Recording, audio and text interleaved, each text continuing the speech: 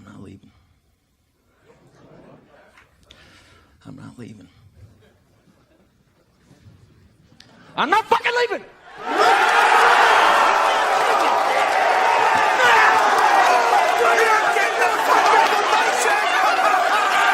The show goes on! This is my home! They're gonna need a fucking wrecking ball to take me out of here! They're gonna need to send in the National Guard or fucking SWAT team, because I ain't going nowhere!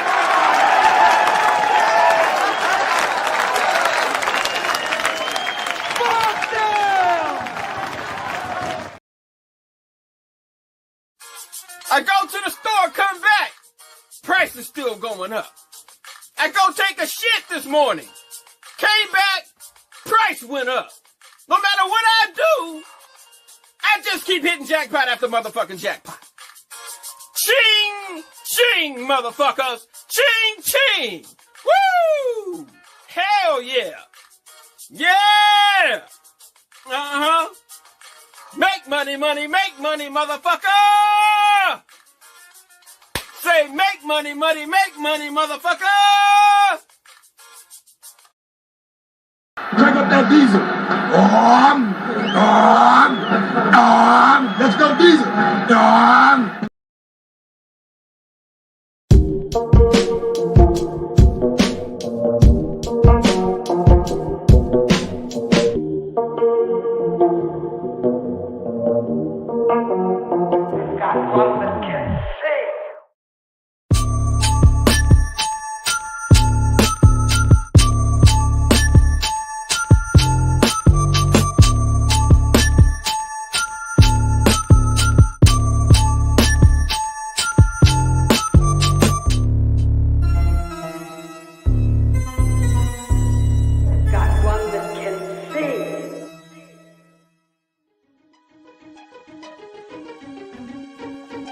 Shout out to Rain.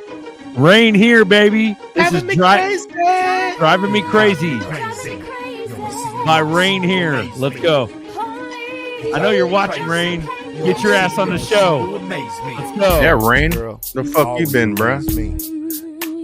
You always amazing, Rain. Drive me crazy. Driving me crazy. To get with me. Welcome aboard. XRP Boardroom, live community chat. We talk XRP, we talk crypto, we talk red pill, we talk your conspiracies, we talk whatever the fuck you want, and you can join too. Welcome aboard.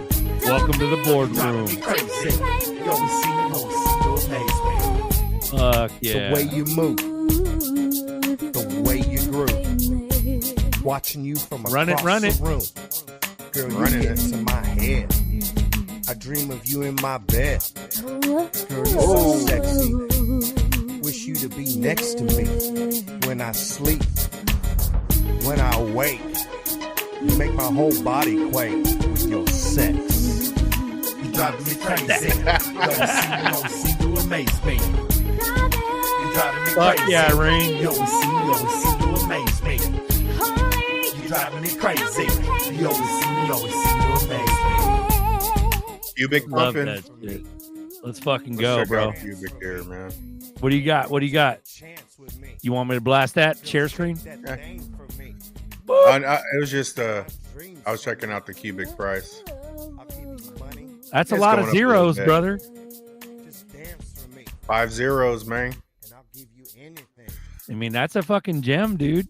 Girl, you hot. You know what I mean? You so sexy. Cubic pumping. David Barron. What's up, pimp? Welcome to the Boardroom, everyone. We got Buster. We got Nerdy. We got Zerk. Let's fucking go. 105 watching. Diesel's about to pump up. Rev up that diesel. There we go. Yeah, All the we need to conspiracy. crank up Sorry, go ahead.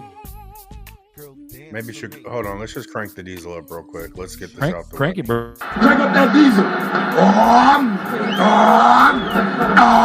Let's go diesel. Fuck yeah. Fuck crypto. Right? Right? We got Chevy on deck. He goes, all the conspiracy theorists say in the next 10 days, we'll see some major revelations. Let's go, bro. Yep, everybody talking about Epstein is working. Yeah, dude, let's fucking go. This is the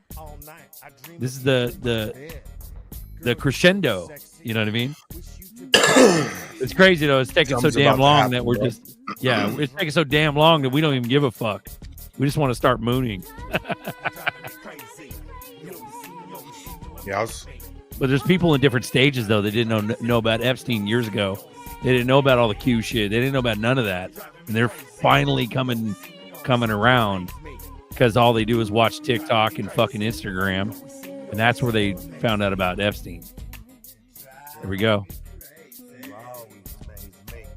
Ooh wee. Oop. So what up, man? Oh shit! Who dropped the link? You dropped the baby gate? How the fuck? I dropped did it you right get before you popped on, man, because I was here solo. I was Oh. loner buster, man. Got it. Hey, you got a Starlink. Fuck yeah. Just got it today. Fucking 5-day delivery. I'm doing the unboxing right now. Congratulations, Chenzo. I got the Roam, so you can deactivate it. You don't have to like pay for it every month. Okay. Let's have a look. We got the strategic navigator. Who's this guy? Who's this guy? There we go. Links in the chat, guys. Dark Space with a ooh-wee. Let's go. Dark Hey, look at Space, that. hop your happy ass on here, bro. Chenzo's giving us an Say what's unboxing up. video of Starlink. It's my first unboxing ever. I mean, on the internet. So that's the Roam one. Comes with this cable, little base there. Looks pretty sweet. How much is that? I paid it in Peruvian soles. Actually, I have my Starlink page open, so I can tell you right now. It was about $200 or so, but let me tell you exactly. It was 839 soles, so that would be about $250 or so. And then I got the basic package, which you can activate whenever you want, basically. So that price comes with 1 month of service. But my conundrum is the following, is that I bought this just in case we get like those 10 days of darkness or something. You know, we lose power, and I want to be able to manage my DeFi positions. But so I was planning on like not paying every month because it's definitely more expensive than my local internet. But then if we don't have internet, then I can go online to activate that shit. So I'm kind of thinking now I just have to pay for it every month to have that backup, basically. Ah, okay. Yeah. I got to switch it over because we got Papa on deck. And guys, now's your time to go ahead and throw down for the Papa Fund right there. There's your QR code in the corner and in the center of the screen. Papa went through a horrific bag losing experience, and it could have been any one of us, guys. So if you're just watching, we're doing a donation for Papa to get his bags back. And if you guys want to throw down, this is the XRP address right here in the center of the screen. Welcome to Coffee Time, even though it's not Coffee Time, XRP Boardroom, even though it's Coffee Time in the background. So let me change that overlay. Whoop. There we go. Cool. So Just like that. Welcome that's to what the it is. boardroom. Welcome to the boardroom. Yeah. Welcome aboard. What's up, Papa? What's up, Navigator? Mother trucker. How you doing? Hey guys. I forgot that I was muted. I need, Yeah, I'm hanging out. Can you guys hear me good? I was in a karaoke bar. It was really loud. I had to get out of there. But yeah, this is my street that I'm hanging out on. This is like a 24-hour street. All these restaurants, all the way up and down. There's a bar right here. It's 24 hours. It's daytime here. All the bullish excitement, all the momentum. I'm just so glad everybody's been waiting for so long, that everybody's been patient and being diligent in what they believe in. And this community, the people that are here, people listening to my voice, this community has been together for almost 5 years now. And Berserker, Rain, Buster, Nerdy, these guys have been the fundamental foundation for this community. So thanks, guys, for doing this every single week for so many years and being a supportive team as a collective. I love being here. I've missed you guys. It's kind of hard with communications here in the Philippines, but I didn't want to miss this one because I believe we're at the catalyst of adoption. We're actually witnessing it finally. All the things that we knew were going to happen are finally happening right now. I'm witnessing it here in the Philippines. We just got adoption with a couple different banks. So I want to start using my XRP in the future and cashing out my interest and converting that here in the Philippines to their banking system, which will be on, crypto networks with the fee like an XRP, fraction of a penny. So that's actually happening right now. MoneyGram actually has something that you can actually do here in the Philippines. I'll be investigating that actually in the next 2 days. So I know that was another option of cashing out money here in the Philippines and not spending 250 pesos every time you do it. So, guys, good to see everybody. I'll shut up now and let somebody else talk, but good to see we're at the inflection point that I've been waiting for 5 years, and so is everybody else. So, good to see you guys. Manila? Hell yeah, Navigator. No. I'm in Cebu, man. Hey, Baggy and Lady E are here. Bagman and Lady E are here. Have been hanging out. They've been having a good time. So, some of the Blue Crews here already. Yeah, I think retirement for a lot of us is just months away, not years. So strap in. I've been actually laying the foundations for travel in this area. Got a lot of insight. So anybody needs insight, hit me up. I'm happy to share what I've learned in 6 months that I've been here. But yeah, beautiful here in the Philippines, man. It's about 85 degrees, a little overcast today. Day drinking, having a good time.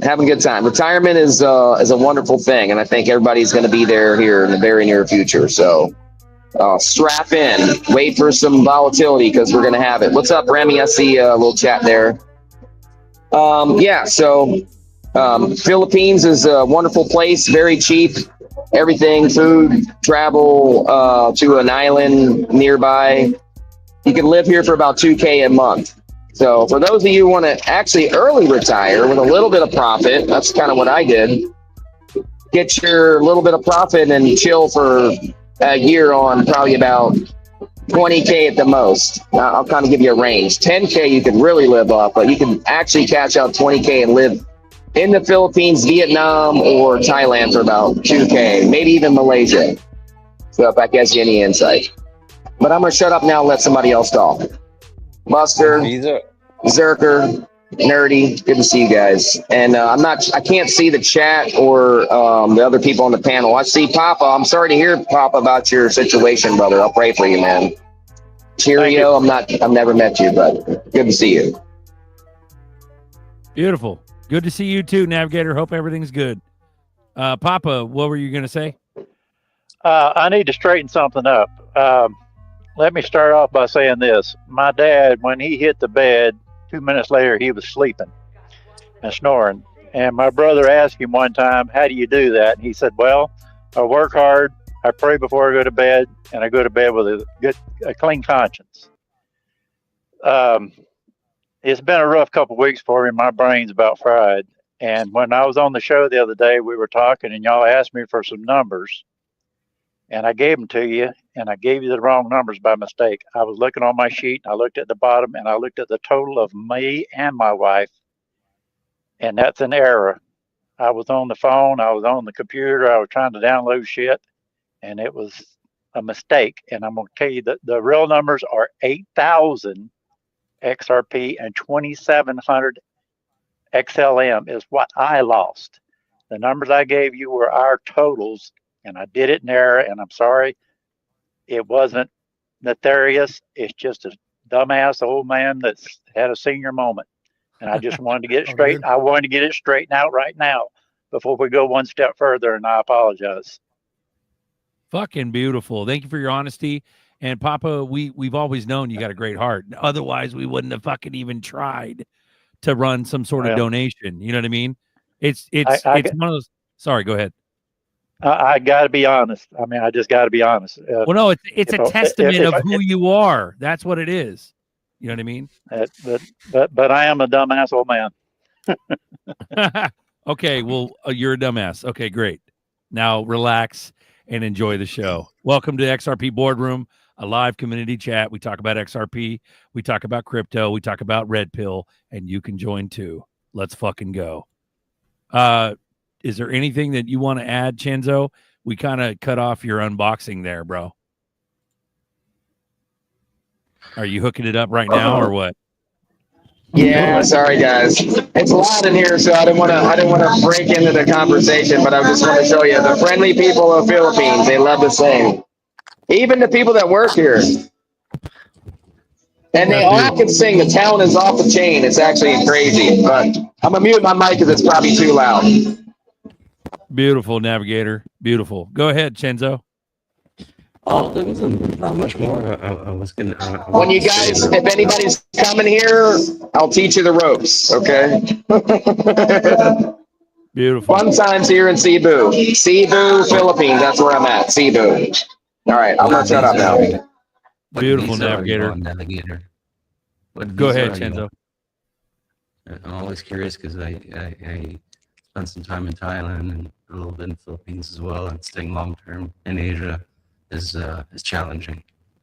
All right, but anyways, yeah, the unboxing. I mean, I saw a YouTube video from XRP influencer talking about World War III and all stuff, and I didn't agree with most. He did mention, and there his connection went. Yep. Interesting. Yeah, he's all fucked up. Well, he doesn't sound as good as he usually does. Chenzo, come back on. You had all kinds of audio issues. Welcome. So, Papa, fuck yeah, that's a better number to achieve for sure. Yeah. So, and the boys, the thing is, the when it happened and everybody was all gung ho to donate, some of the boys only can watch, and the ladies.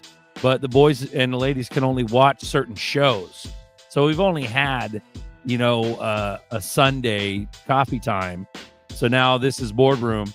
So anybody who's joining us now, just Papa went through a bag losing experience and pretty much got screwed by a bunch of fucked up malfeasance. And so what happened was that he lost his bags, and so we're running a donation. So the XRP address, the QR code in the corner, is for Papa. And we also are going to blast it on the screen here. We mentioned on Coffee Time that me, Nerdy, and Buster are going to go ahead and take care of your Z-Back bags. And those were substantial. So we'll go ahead and replenish that as soon as we get all the addresses and everything. But here's Chenzo. But at the end of the day, this is the address, and we're running a donation for Papa. So you guys got to keep the love flowing. I know a few of you guys had mentioned dropping some serious XRP for Papa, and this is his address. So if you're watching, here you go. And also the donations don't go through us. This is a direct address to Papa. So, and it's been confirmed and everything. So it has nothing to do with us. We're just a platform to try to share the love. So welcome aboard. You're just the angel sent from heaven.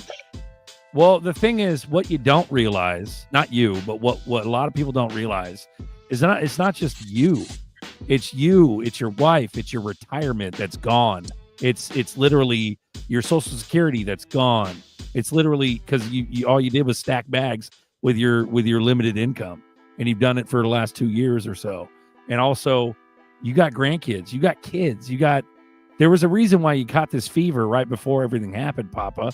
And unfortunately you lost your bags, but maybe it's God's way of right sizing your bags, where maybe you lose your entire shit, but then you get some donations handed to you where you can actually make the moves that God wants you to make. Does that make sense? because I've lost Yep. bags too, and I've been dumb with bags.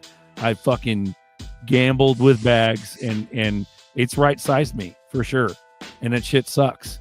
So it's about sharing. And I'm always following wherever he's leading. I'm following. Amen. So welcome aboard again. So 221. What we got? 221, almost 222. Yep. Beautiful. Shout out to everyone watching. Hell yeah. Okay, links in the chat, guys. Come join us. Gabriel Velasquez. How come Superman's dog is named Crypto? I should charge you for how stupid that joke is. I'm just kidding. That's a cute joke. It's a good joke. Jewel just got a massage. Congratulations, Yeah, Jewel. always to get some. Join the show, Duel. Okay, so what's going on, gentlemen? How's everything going? Yeah, join the show, Dole. I'm going to go home, get on my laptop, guys. I'll be back on in about 25, 30 minutes. See you then. We will be here. Thank you, Navigator. Yep. Yeah, Right Guy says, yep, losing bags. Getting on. Sorry, go ahead, Navigator. Getting on the motorbike. This is the way of transportation here in the Philippines. You must have a motorbike because traffic is crazy here. Or take the bus. Anyway, see you guys in 30 minutes. Beautiful. All right, dude. That's beautiful.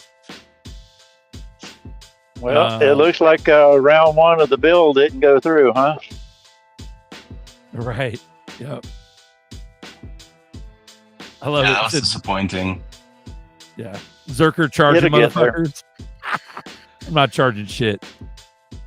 That's the thing. Nobody wants to do it when it's free. We knew there was going to be some complications with this bill. Sorry, I want to butt in. We knew there was going to be some complications with this bill. It was never going to happen overnight. Also have to have multiple pumps in the market before regulation. So I think this is the first good pullback. Nice strength, nice support level for the next. I mean, we have $5 trillion coming in. $5 trillion is not going to come in overnight. So why would they not take $5 trillion and pump it one or two times before we actually start having mass adoption? That would be a way better profit-taking potential than bringing in all $5 trillion all at one time in this crypto week. It wasn't going to happen. But yeah, definitely in the next month, I see for sure, because once we do have regulations in place, the unlock really takes about 30 days for institutions and big money to actually have their legal clarity where they can actually pull large capital, and they have to pull the capital out of somewhere. So it's actually going to come out of stock market or derivatives or some form of asset that actually has to flow into this crypto, $5 trillion. So it's not going to happen overnight, but at the same time, we are going to get front running action. And that's what we're seeing right now. And I love it. I'm super excited. So that was the only thing I wanted to say. I'll see you guys in like 30 minutes. Beautiful. Well, you got your wish, Navigator. Duel's on deck. What's up, pimp? What's up? See you in a few minutes. Yeah, buddy. What's up, Dole? Dude. Jumping on the motorbike right now. See you in like 30. 13 massages, and they still haven't found my penis. Hey, massages are like $8 over here for 60 minutes, man. It's like at least twice a week for me. It's super, super nice. Very chill. Dude, it's 500 pesos for 1 hour. $150 is what I'm paying, but it's worth $8 US. Anyway, talk to you guys soon. Can you imagine how much it would cost if they found your penis? Dude, I don't think it's possible. Love it. Good one, Berserker. I pay before I go. It's like, I mean, not only do they can't find it, when they're rubbing up into my my crease, I just move it and hold it so they can't touch it. Like I'm teasing these girls. It's hilarious. Well, they want a tip. They want the tip. Dude, yep. I give them. It's like $110 massage. I give them a $40 tip because they rub my anus. So it's fantastic. Oh, nice. You should probably sun that every now and then. Yeah, I shaved it for them. I mean, I might as well sun it. Bleach it, shave it, and sun it.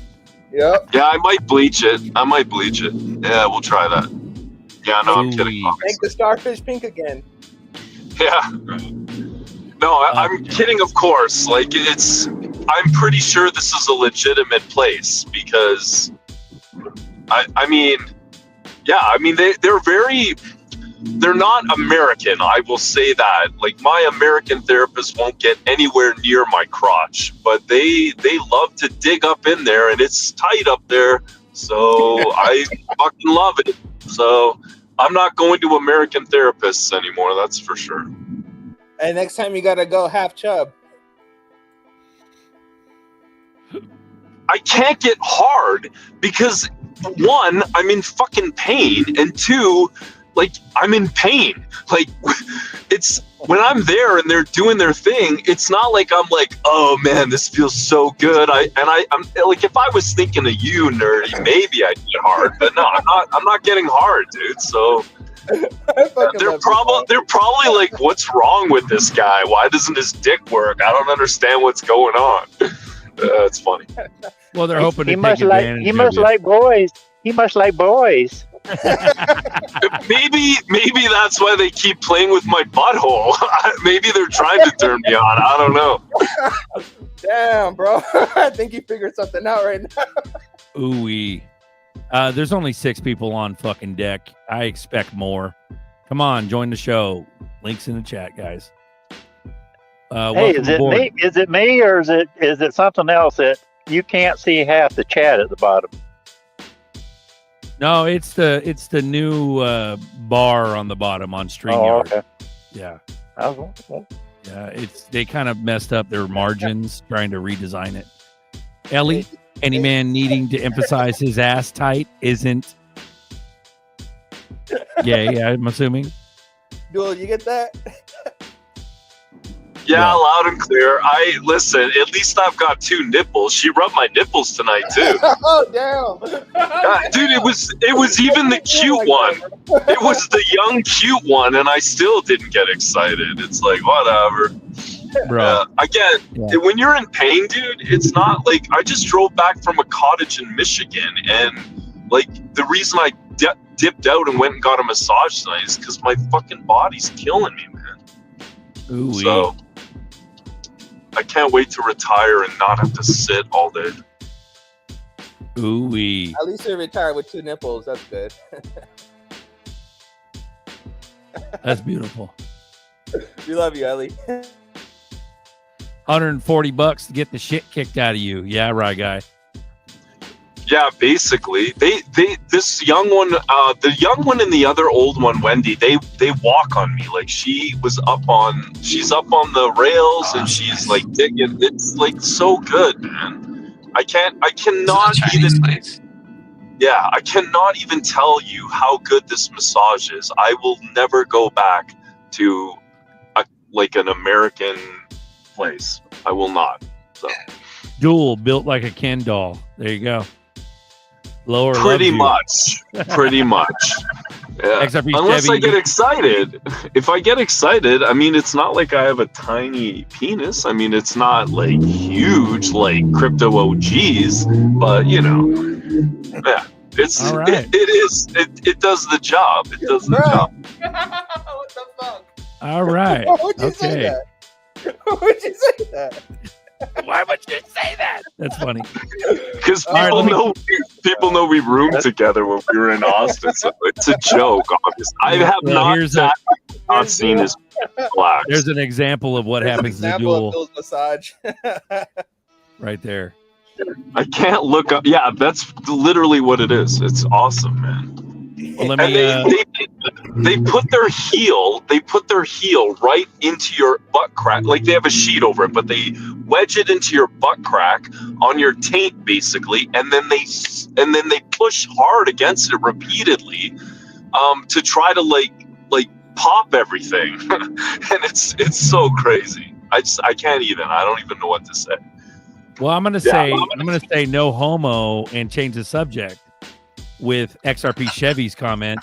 You guys got to say goodbye to Jerome Powell. Shit's getting heavy. Who do you think the next one's gonna be? You think it's fucking Judy? Fucking Judy. What's up with That'd be dual Vincent. conversations? Dual, you come with the weirdest conversations, bro.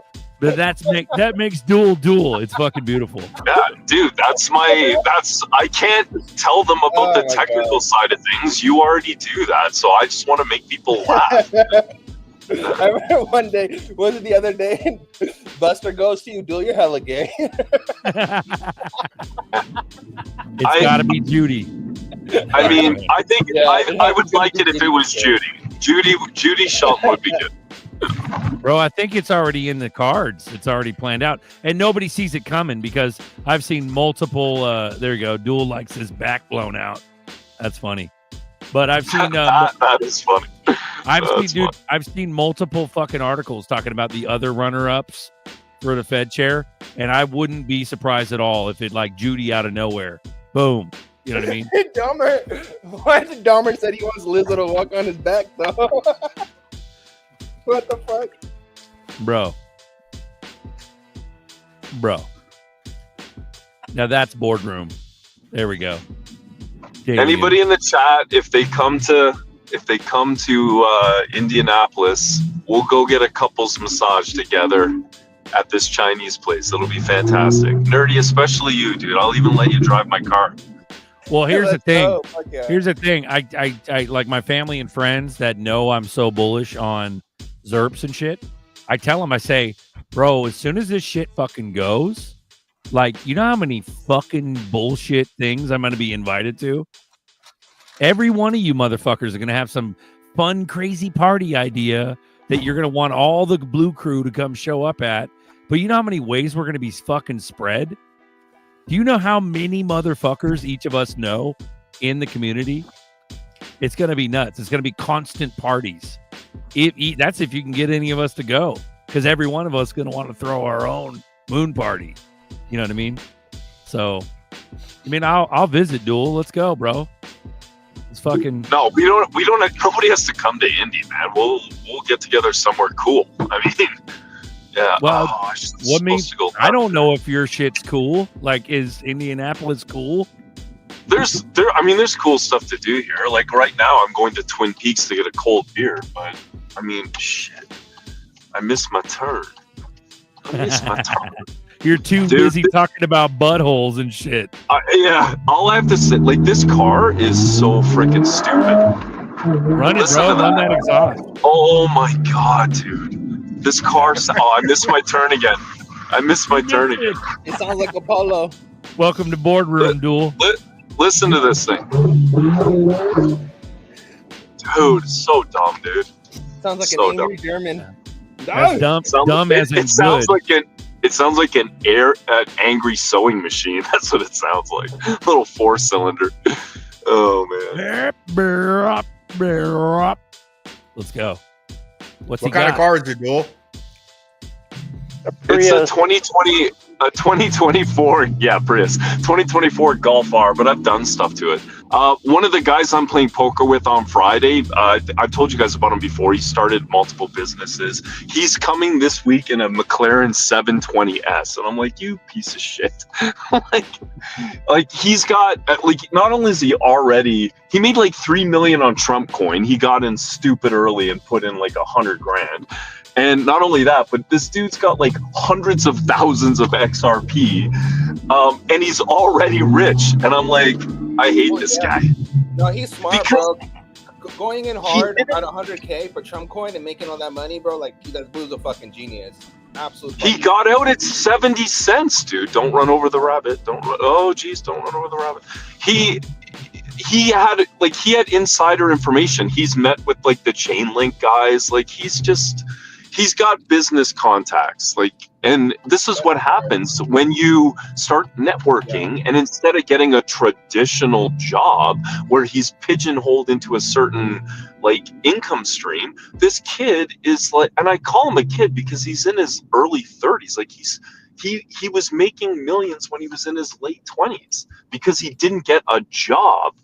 You know what I mean? Like he started businesses and made software. Well, you know who fucking started a business? Uncle Buster with his fucking rub. Wayside Soldier. I need more. Aloha Cacao. Hello, everyone. Just so you all know, Uncle Buster's Rub-A-Dub is lit.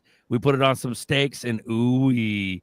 How about a commercial? Yeah, behold, the ancient Uncle Buster's Rub-A-Dub. One rub awakens the hunger, but two, elemental chaos. Is that coffee on meat? It's called Rub-A-Dub, baby. Hand-blended coffee-based seasoning made for meat, forged in Hodler fire. Upgrade your flavor game. Uncle Buster's Rub-A-Dub, the official rub of legends.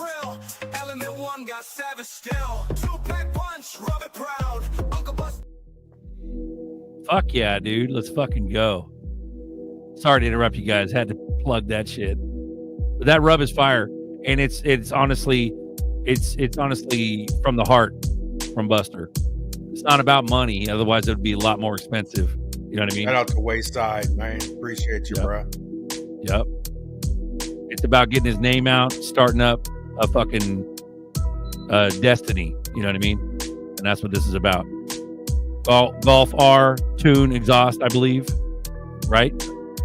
Yeah, that's what I'm driving. That's what Rye Guy has too. He's got the Mark 7, maybe 7.5. So that's why we kind of bonded, because we both like gay cars. I know. I was gonna say your friend. He developed a high risk intake. By developing a high risk intake, he was able to just let go of fear and not really care about all that stuff, which allowed him to make so much money. So. Well, for him to throw 100K at Trump Coin was not risky, because it's a small amount of his portfolio. I wouldn't. And that's what I'm saying. For him, for 100K to be a small portion of his portfolio, that's a rich motherfucker, bro. That's a baller. Yeah, no. Like again, like I said, like it was funny because we always thought he was weird. He would rap when he was at our poker table. He just was a crazy, goofy kid. But in the behind the scenes, he was developing software that he ended up selling and to a bunch of companies. And him and the other guy that I played poker with the other day, which is a business partner of him, who's like 27, came in a Lamborghini Urus. And it's like, dude, I'm like, and this is what's funny is I'm like, yeah, but do you have any XRP? And he's like, yeah, I got a couple 100,000. Cody made me buy it. And I'm like, oh, like you can't even beat them. Like, you know what I mean? Like they're already rich, and then they're in the know, so they're already in crypto. It's so funny, dude. But like everybody's gonna be. Maybe they'll sell it all at $10. You know what I mean? Like, who knows? Yeah. Maybe they don't really know what they hold. I used to hang out a lot with my cousin's house in East Palo Alto, and he used to bring out all his homies to come in all these fancy ass cars and shit. And they're hella young. And I was like, what do you guys do? And they're like, oh, we're in medical school. And then one of their homies was a software. Well, that dude who was in software actually makes more money than the doctors now. So, yeah, I can see why he made a shit ton of money. Where'd he go? They bounced themselves. There you go. Oh, there you go. Sorry, go ahead. Go ahead. That's exactly what I'm trying to do, man. It's because the one guy recently created something and sold it to Google or Perplexity or something. He created some. He sold it to OpenAI. He created some add-on and sold it for $3 billion to OpenAI, bro. Fucking wild. Yeah, and that's the whole like Robert Kiyosaki cash flow quadrant, right? If you start a business, I mean, ultimately you want to end up as an investor in the I quadrant, but when you start a business, that frees up, you just make so much money that frees you up to invest. But like, then that's the thing is this opportunity that we have. Like I was looking at my 401k that I rolled over into the IRA, and it's like over 4x since 2 Januaries ago, because I dumped it all into XRP, and I'm like, I would have never been able to retire, guys, never. Like I just never would have been able to. It just wasn't enough. And without this opportunity, man, I'd have been working till I was 70 years old. No, I agree, bro. XRP has been outperforming literally all the assets, man. It's crazy how much Gaines is doing.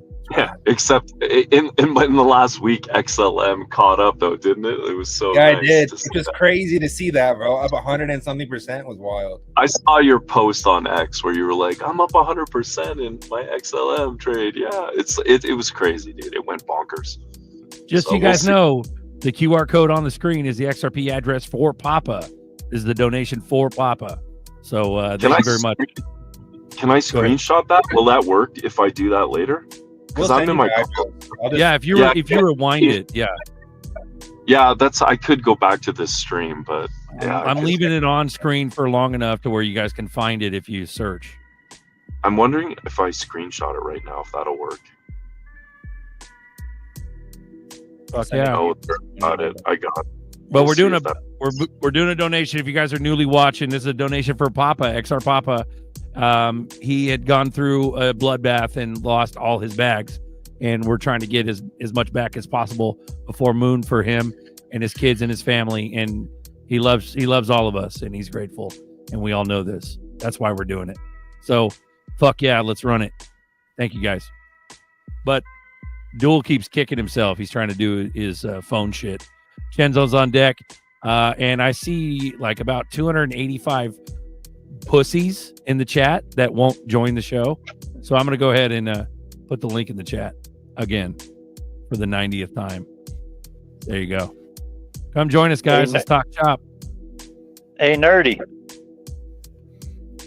You there? Nerdy. Hey, Nerdy. Nerdy, are you there? Apparently not. Nerdy. He'll be back. He'll be back. He should be back. But yeah, we got Jerome Powell. His days are numbered. A lot of crazy bullshit is happening right now. Everybody's all over it because they can see it. You know what I mean? But like, here's the soap opera continues. Yep. Here's Rep Anna Paulina Luna. Jerome Powell is going to be fired. Firing is imminent. You know what I mean? Like, that's a big deal for a representative to say. You know what I mean? So there you go. She's also one of the ones that voted against the bill today too. Yeah, it's a fucking shit show. It's meant to happen. You know what I mean? It's meant to create confusion. We got Wayside Soldier on deck. Mahalo. Aloha. Hello, everybody. Don't mind me. While lower level is giving them massage lady patty melts, I'm cooking my family patty melts. Ooh wee. Is that rub-a-dub on those patty melts or what? I wish it was, but maybe I'll put some on now that you mentioned it. Ooh wee. Beautiful. Hope you're doing well. Hope the family's good. Yeah, we're doing well. Same with all you guys. Beautiful. Yeah, brother. Well, we got Tyron Copeland just got here, but I read and saw that the Genius Act Clarity Act was halted by 12 Republicans, and because they wanted to include the CBDC in the bill, what the fuck? Yeah, this is all theater. It'll all come to a head. But what's crazy is that what I think is that what's underlying is some sort of like major Bitcoin fuckery. So maybe this is just kind of boiling up to the point of, because it seems too good to be true at this point. Oh, hey, let's have crypto week with no fuckery. Like, no, we're going to see some fuckery. You know what I mean? And it might very well be that cyber attack or that Bitcoin crash or whatever. Because we had those 8 wallets that pulled out 80,000, or at least moved the Satoshi era ancient Bitcoin, moved to new wallets, 80,000, and they started selling today. Then they sell like 18,000 Bitcoin today. So that's why we're going down. You know what I mean? At least I think we are because of that. Chris just tossed some shekels Papa's way. There you go, Papa. If you got Chris donating to you, that means he likes you and he approves of you. So thank you, sir. I appreciate it immensely. Thank you, Chris. But I think there's some fuckery coming up, guys. So I don't think we're out of the woods yet, Dorothy. We're not out of the fucking Little Red Riding Hood. We're not out of the woods yet. You know what I mean? We got some bullshit with these like bills being passed. We know it's deep state as fuck, but at the end of the day, that's what's going to make us rich. That's the sad part, is that when I got into XRP, I could have swore and I was rooting for all the good things. You know, all the IRS going away, everybody getting thrown in jail, arrested. Marvin Davis, what's up? I was rooting for that. And I thought it would be wholeheartedly patriotic and American. And now it is a fucking deep state word salad stew that's about to implement. But we have to understand that we will also get rich off of this. So at least we got that. At least we know that we're going to get rich off of this. We're going to see some shit, though. Johnny rate will be cut. Marcus, 100%. Let's go. Yep. Bless you, Mr. Chris. That was, you floored an old man. I mean, everybody is, but that was something. What are you talking about, Florida? No, what Chris just donated. He said donation. I looked and I had to take a step back. Yeah, Chris don't fuck around. Chris is a real Chris, deal. No. Chris is a real deal. You don't fuck with Chris. So thank you, sir. He may have major issues, but he sure does take care We of all people. got major issues. Yeah. Tornadoes wrecking Florida. Yeah, dude. That's the thing. They've had control of our weather forever. You know what I mean? And New York got flooded. New Jersey got flooded. Chicago got flooded. Love you, buddy. China's crazy in China. A whole bunch of people's moms are getting flooded too. It's crazy. Ooh-wee. That's funny, dude. Title two, one of these Fridays, we go without internet over the weekend, back to business Monday. Amen, Ellie. Did you get the video on X I sent you? Yeah, I got it. Okay, because I can't do it on this computer I'm on, or I'd send it again. But yeah, whenever. It's no biggie. I just want to see if you got it. Roger that. You got to upload it, brother. Please. If you could. Copy that. Hell yeah. Okay. I guess it's just us. I guess no one wants to join with us. There we go. Stay off that computer. Burn your computer, shoot your computer. Hit the link, Chris. Yep. Oh shit. Believe me. Yeah. Come talk to us. I can only imagine it's the most humbling thing, Papa, to go through this. And it sorry. is. Sorry you had to go through it, especially at the buzzer. You know what I mean? But yeah. But God's got a purpose for everything. That's where I got to look at it. What did we Yeah, learn? We learned that if someone asks for your seed phrase, to tell them to fuck off. You know, he's turtling up.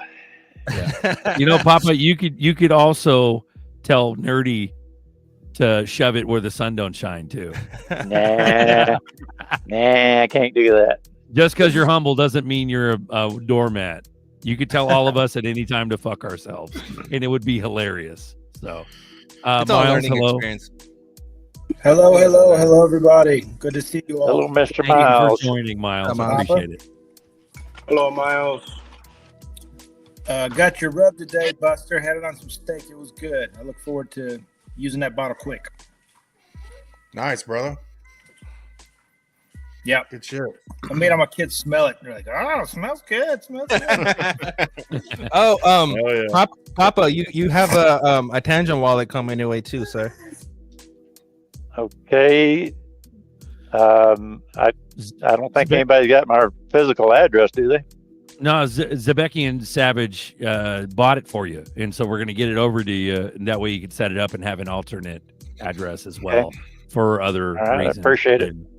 Yeah, but thank you. That's the sole thanks goes to Zebeki and Savage. So wonder where that motherfucker is. Normally he joins the show.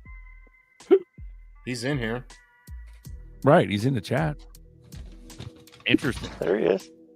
I have a philosophical topic for discussion when everybody's ready. I'm ready. Hit it, Hal. All right. So Uncle Bester has often said they want the tokens back, and we have, 18% of them retail? At what point do you think they will be okay with retail having? Like, I'm sure it's not zero. I mean, what do you think the expected loss rate for them is that they're like, okay, well, that's probably all we're going to get back. Whoa, okay. Repeat all of that. Okay. I'm sorry. I'm kind of reversing the question. This is Berserker. Sorry. Yeah. What up, Sorry. buddy? Oh, and Zerker, F you. Hey, fuck yeah. You said I love something you. to me the other day, and Go I couldn't ahead. get on. I was at work. I was like, I'll give you a good F you when I see you. That's beautiful. Buster's talking about how they want them back. They want the tokens back. We have so many billion, and they're not going to be satisfied. So I'm just thinking about it from the other direction. If he has a number he thinks that, they would count it's it more as, than. Yeah, how much? I don't How know. much would they I be don't okay know the with retail number. having? I'd probably say 5 billion. But 5%. The first time we added up, retail had like 28 billion because that was the old argument. Oh, retail only has 2 billion. Well, no, I'm like, dude. I redid the math the other night, and if you count, because we only counted 1% to 10%, we did not count any of the decimals. But if you count point 0.1, not 0.01, because that's like 0.1. David Schwartz, Which is still retail. But no, you're right. But it's like big whale, big dick retail. So Yeah, but if you look at the like numbers, they're 500,000? big dick numbers. Yeah, but that's But big that's dick not numbers. that's not institutional though. That's my point. Well, Maybe we should define retail. I would say retail. I like people believe like that us. those are insider wallets. Not a lot of you don't think so? Well, anyways, Fuck point no. 1, I did the math and I did it the other night. I was wrong. 0.1 to 0.5 to 1 to all the way to 10% is 28.75 billion. It's still 28 billion. Is still 28 billion because we left out those crucial, extremely large accounts from 0.1 to 0.5 to all the way to 1. But How do we know? How do we know those accounts are retail? We don't. It's just you're assuming that there's 6,000. The number in the 0.1 range is like 6,400 people, and it's each one of them's like half a million, something like that. Circulating supply is 59 billion.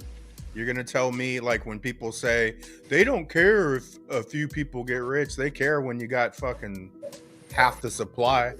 That's more than a few people. It's half the supply. If we're talking I'm sorry. That's my point on. So we could argue about 0.1. I don't give a shit about 0.1, but to me, 0.1 is not Ripple people. Regular motherfuckers, YouTubers that got 0.1. You know what I'm saying? That's to me, 0.1 is still retail. Like insiders is like millions of them, bro. Right. But that's get my this point. right. Like 28 billion is half the circulating supply. They care. That's my thought. That's all it's based on. Like that's more than 18%. That's half the coins. So I think they're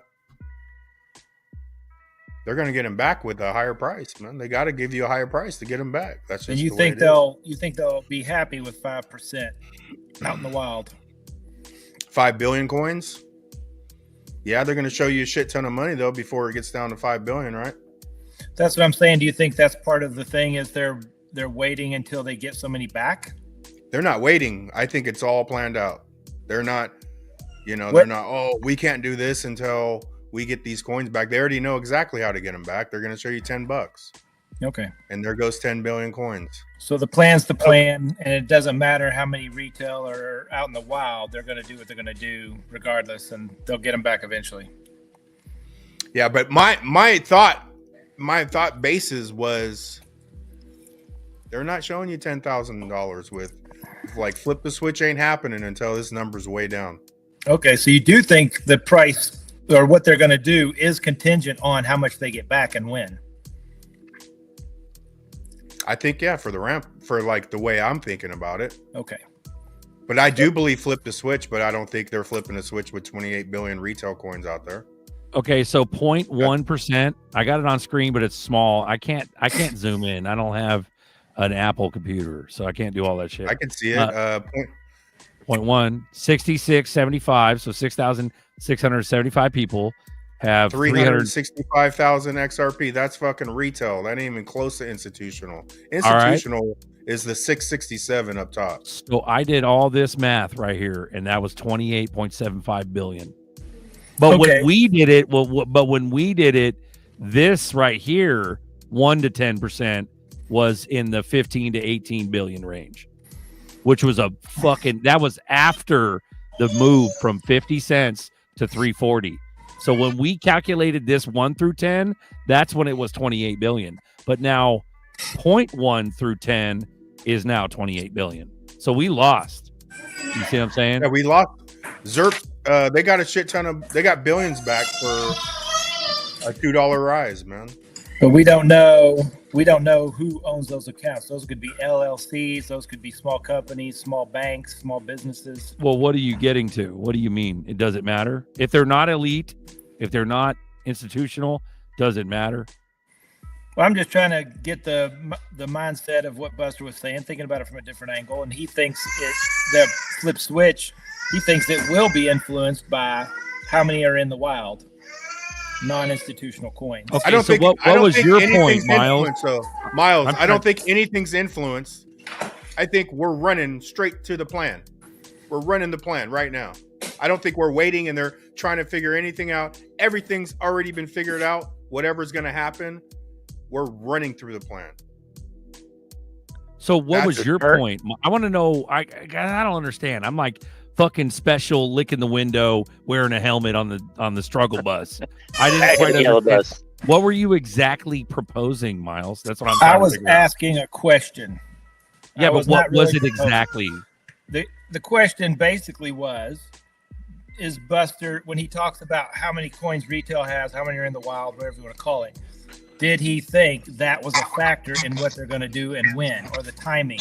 Like they're not going to do big numbers until they get so many of the wild coins back. That's and been my thought for like 3 years. It sounds like bro. He does think that, but that's all according to the plan.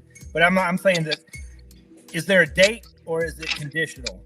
So a date is no matter what, this date, we're flipping a switch or whatever. Or it sounds more like it's conditional, like we get so many percentages into institutional hands, then we do it. I was just trying to figure which way he thought about it. What do you think, Buster? What's your retort?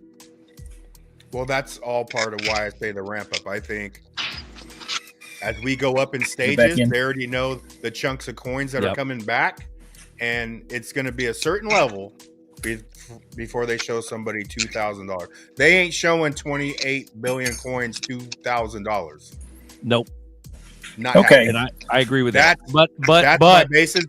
They'll get a fuck ton back at $50, $100. Like they're gonna be raking it in. Let me rephrase, raking them back, bro. Let me rephrase what you said in a different way. So they're not going to hit big numbers until they get a certain number of coins back.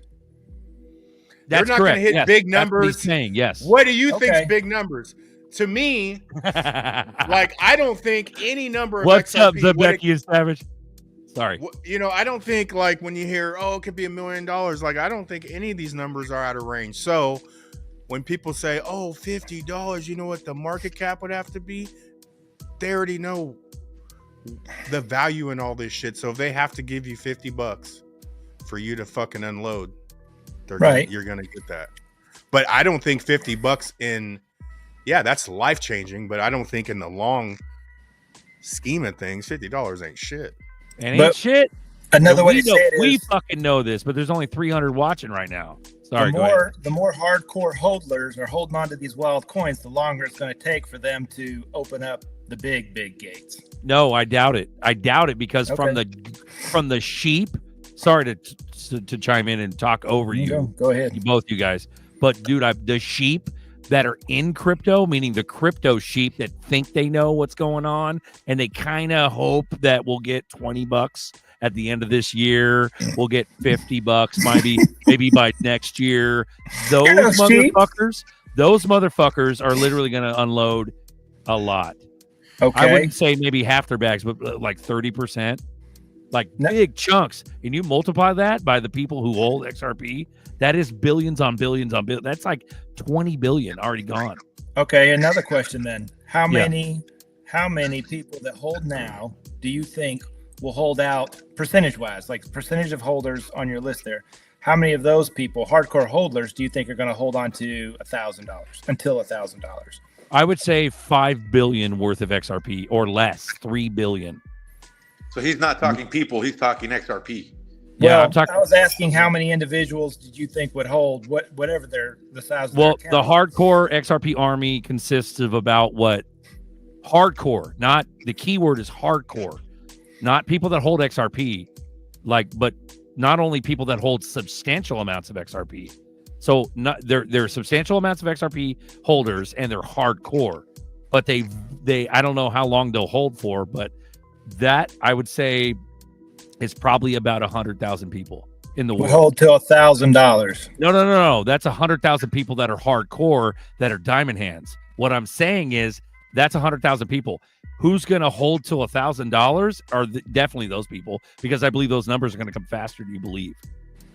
They're going to be the $1,000 ain't shit either.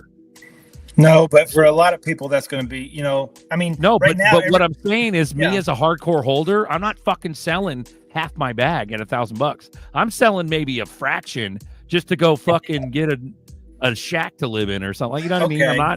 I'm not trying to like go fucking bananas and put How it all about into this? like. Sorry, go ahead. How about this? So of hardcore holders, 0 being not that hardcore and 10 being the hardest core, like never going to sell. Where are you? What are you, Zerker? How hardcore are you? Well, Okay, 10 is where you don't sell anything ever.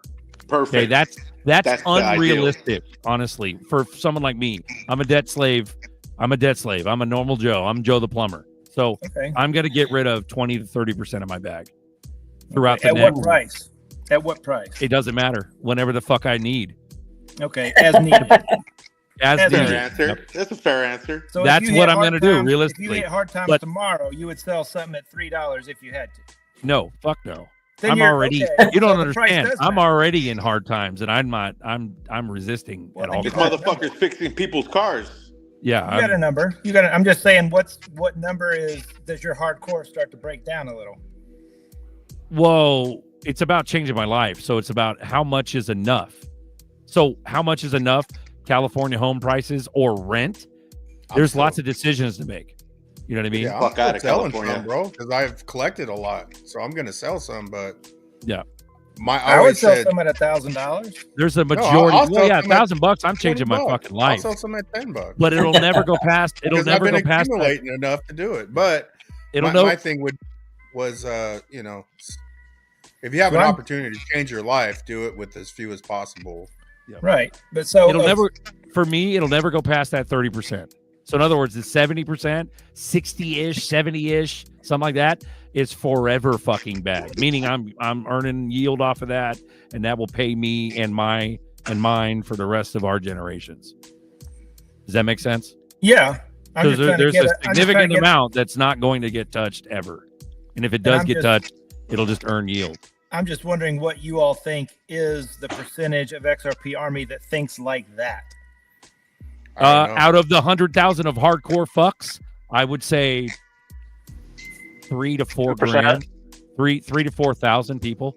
3%, 4%. Let's say 5 then. So just say generously 5% of hardcore XRP holders. Yep, 4 to Are gonna 5,000 have people. some 3 to that 4 never to 5,000 people Okay, so in the world that are So that let's just- hardcore. That Marvin Davis is believe- hardcore. They believe that in a forever bag. So They let's just- believe in that. They don't just hope that it'll go to 200 and like no, they're gonna hold like half their bag forever.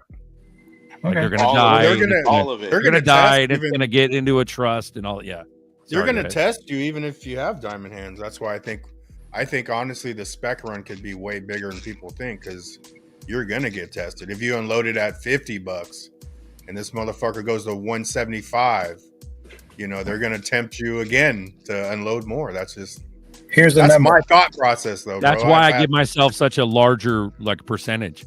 The 20 to 30% I'm gonna be getting rid of. Here's the number. Because I need a lot of shit and I know that temptation is coming. So Miles, where do you sit? I would my my goal. Well, You call him out, he goes, "Let me up." I've got an answer. I'm just trying to think how to phrase it. Let me give you this number first. Let's just say we had 28 billion coins you're talking about. 5% of that would be 1.4 billion. Mm-hmm. So if everybody that holds 28 billion coins is hardcore, and you think 5% of the hardcore are going to hold something forever, that's only 1.4 billion. Right, but that doesn't answer his question. No, that was the end of the last paragraph. Oh, you were finishing your thought. Right, because I'll forget. my thinking is, I got in like just out of curiosity.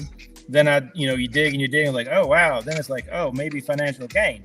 Then it's like, oh shit, what am I gonna do with this money? Like, I gotta lock it up in LLCs or custody my wallets or what? Okay, layered it up. Right. So my thought is, if I can retire and still have 50% of my bag, let's say, to pass on, if I can retire at 55 or 60, I tell my friends, if I can get out 5 years early, if I can get out of the rat race at 60, win. If I can get out at 55, big win. If I get out in 2 or 3 years and I can still hold half my bags, bro, you're way too conservative. This shit's about to go down. You're about well, to be at least he has a retired plan, now. though. Miles has a plan. Most of us don't have those plans. The Oh, only yeah, plan that's I see is when it moons and being able to just stake and live off the dividends there. Yeah, and that's what I would try to put in trust for the kids and stuff like that. And I want to have some of that too. But yeah, you got to put it in an LLC, and then it goes into the irrevocable trust. Yeah. So I heard half your bag, if you could have half your bag, and you can retire with it one half, and then the other half is a forever bag. If I can retire before the you're roughly around the same with me. You know what I mean? As far as I would thought put myself in a hardcore class, but I'm not going to be hard, not selling nothing ever. Like you said, I think when you get to the hardcore scale, the 1 through 10, when you're up at that like 7, 8, 9, 10 level, that's fucking like you already got a lot of shit where you don't need anything. But here's the kicker. This is what I believe about people like that. They already have all kinds of stuff. They got homes. They got whatever. They don't really need the money. I think they're going to be a little bit more risky about it. See, with me and you, like, I'm not saying anything about you and your financial status or anything. No, I'm just saying people like me and you are to a level where they understand how important it is, where without a shadow of a doubt, nothing's being sold past 60% or past 30%. We've only got one chance at this. Yep. Well, not only that, this is the only ZERPs you're ever going to have for the rest of your life. You assume, well, like Nerdy says, they could say some kind of national law and they can try to, backdoor it, take some back, make it illegal to hold like they did gold. So I also assume that if it gets to those high prices, they may not let us keep it, all of it. Well, I could see something like Zebekian. What the fuck? Yeah, I could see along those lines because the government's never took nothing from nobody. Yeah, have they? The government always fucked us all the time. Well, I could see what's happening I could see what's happening over long term. Let's say something later on down the road happens where people are accustomed to custodying with banks and it's all safe and good and people custody with banks for a long time. They can just leverage that shit. Fuck that. But they won't just leverage it; they'll just steal it from you because the banks are governed by the government. They can just withdraw all your shit because Same of with some the exchanges too. Some eminent domain fucking shit. So that's the thing. That's the hard nut we have to crack as OGs in the Wild Wild West. That when we go into this fucking preordained future coming up where everything's hunky-dory and everything's served to us on a silver platter and all the sheep get into crypto through their banks and their credit unions, we also still remember the days when they would turn off exchanges and things like that. There's no different with a bank can just seize your funds immediately. So I'll tell you a quick story. Maybe we only yield with smaller amounts to where you always have a self-custody fucking bag, Sorry, go ahead. Miles, before you tell your story, brother, I want everyone to pass down a message to all their family members and to all their Bitcoin friends. This one's for you too, Dahmer. Let your homie know this. Let everyone know that Bitcoin doesn't have AMMs. So where the fuck is the liquidity coming from? All the exchanges and all the ETFs. So technically, it's centralized. Just saying. So, you've heard the story about how in the 30s the government put out a law that said it was illegal to hold gold. You had to turn it in. Yep. 33, FDR. Franklin Delano Roosevelt butt fucked us out of our gold. Okay, and then they raised the price, and then it stayed illegal to hold for a long time, right?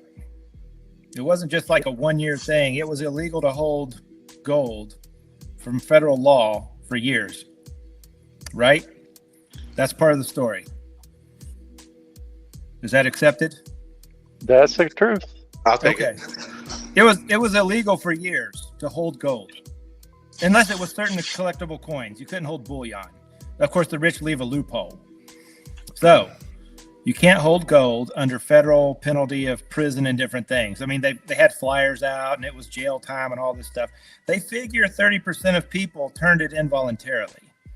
Well, not voluntarily, but, the fear of the law or whatever, right? So these coins during that, these bullions and things during that time, people still had. Well, so here's the part that I know. I go to a Bible study with a guy who retired from the Secret Service. A woman had coins from her grandpa from that era of illegality. She turned them in. She brought them, said, hey, I've got these, and that's, And they're like, thank you. And they took them because they were from the illegal period. And, they just took them. She got nothing out of it. It's like turning in a counterfeit bill. If somebody pays you $1,000 in counterfeit bills and you go to a bank and they're counterfeit, sorry about your luck. Over my dead fucking body. Well, once they're in their possession. So the parallel is that was people had it in their basement, had it in their yard in a dirt bag or whatever, and they turned it in. The government couldn't go door to door, yard to yard. If the government decides to take some coins, XRP or anything, I don't care what it is, do you think they can't? Are you saying rhetorically that they can and will? And actually, no. I'm pretty sure they could, because I'm sure they've got a way to get this if they want it. Bro, just like wait you till can buy a gun safe and the FBI has a backdoor to your gun safe. Wait till XRP is the center of the fucking financial universe, and they create new governmental coins on the XRP ledger with clawbacks activated. Wait till they start stealing back UBI versions of fucking XRP ledger coins that are given out as federal UBI, and they start clawing it back like the fucking China. You know what I mean? That's kind of in my plan too, is if I ever hear a whisper that there's going to be a mandated turn in or a mandated grab, then I'm cashing out. Well, what they'll do is they'll use the XRP ledger to create payment systems through other coins that are created with clawbacks. Why do you think clawbacks amendment exists? It exists for control. It's fucked. And that's another reason you probably should take a portion of your crypto and put it into hard currency, gold, silver, or whatever, right? As a safety net. Yeah, hard assets. Right. I would not assume they're going to let me hold it forever, because if I'm going to say, let's say Nerdy's right, 30 million, okay, believable. How long are they going to let regular people hold? Well, no, it's going to be nothing but hardcore. We're the new elite. At that point, the hardest of core motherfuckers that have a forever bag are the new elite, and they'll find ways to integrate us. If you got a lawyer, into their shut up club. If you got they'll a lawyer, find ways. No, fuck a lawyer. They own everything. Like they're gonna fucking put a gun to your family's head, like that kind of shit. They just type some keys and they open up whatever back door they've programmed in. Well, that's considering you're talking about cold wallets being susceptible and everything. Sure. Cold wallets, it's all on the chain though. The cold wallet's just your keys. It's not, that stuff is not in your cold wallet. I understand that, but you just in the same breath mentioned that they could be hacked or backdoored, so to speak. So I don't think that's a real fear, because otherwise there would have been somebody who would have done that already, unless only a few people in the world know of it and are waiting to use it. It's just a trump card. It's a last minute, it's a last ditch thing. It's like revaluing gold. If they say, hey, we need the XRP and you ain't turned it in, we see you got some in an account somewhere, we'll trade you in some money and you refuse. It's eminent domain. I'm just saying, account for your plans, eminent domain. Like Papa said, if you get mooned, that 30%, maybe some of that needs to go on the ground in metal. Well, this is the thing. I believe a lot of us are going to go to precious metals and fucking real estate, and that's really what it is. Right. To Something lock that's much in harder that. to take away because it's actually physical, and they have to go door to door, and I lost my gold and my crypto in a boating accident. That's right. We all did. Remember that? That was like last week. Remember that shit? That we almost all died. That's funny. I can still see it on chain under your wallet. What I wallet? identify What are as you the talking guy. about? How do you know that's his wallet? Sorry, go ahead. I identify as a guy in that YouTube video. Fuck crypto. I am that guy. The guy have that took your crypto. All my crypto is gone, my friend. I have no crypto. But here, I wonder if the government's going to give your crypto back. I want to say I want to say something about, because we're pushing like max numbers right now. We got like 382 watching. Like, congrats, welcome to XRP Boardroom, guys. But I want to say something about clawbacks. What a lot of people don't realize about clawbacks is that they're only switch onable once they create the coin. So, for instance, RLUSD is already created; it's already minted. Okay, from the inception of the coin, they can only turn it on or off. So RLUSD is non-clawbackable. XRP is non-clawbackable.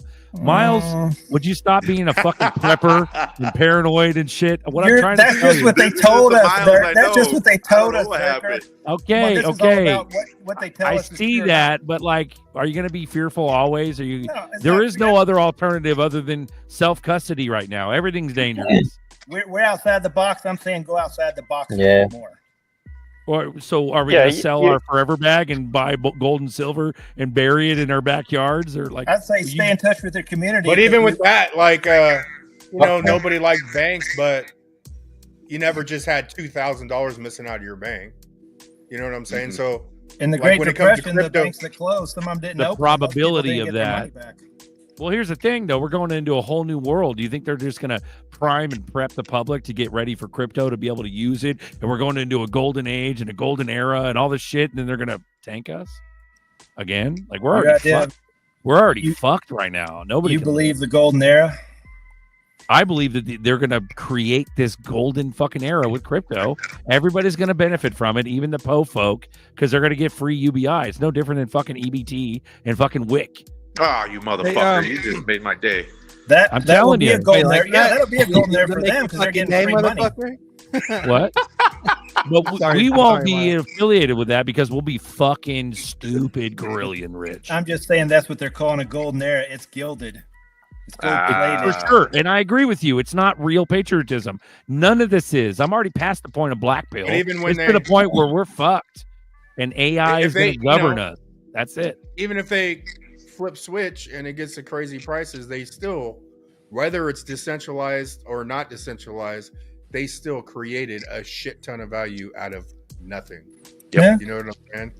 So they're creating the value now. Are they creating the value to steal all your shit on the back door?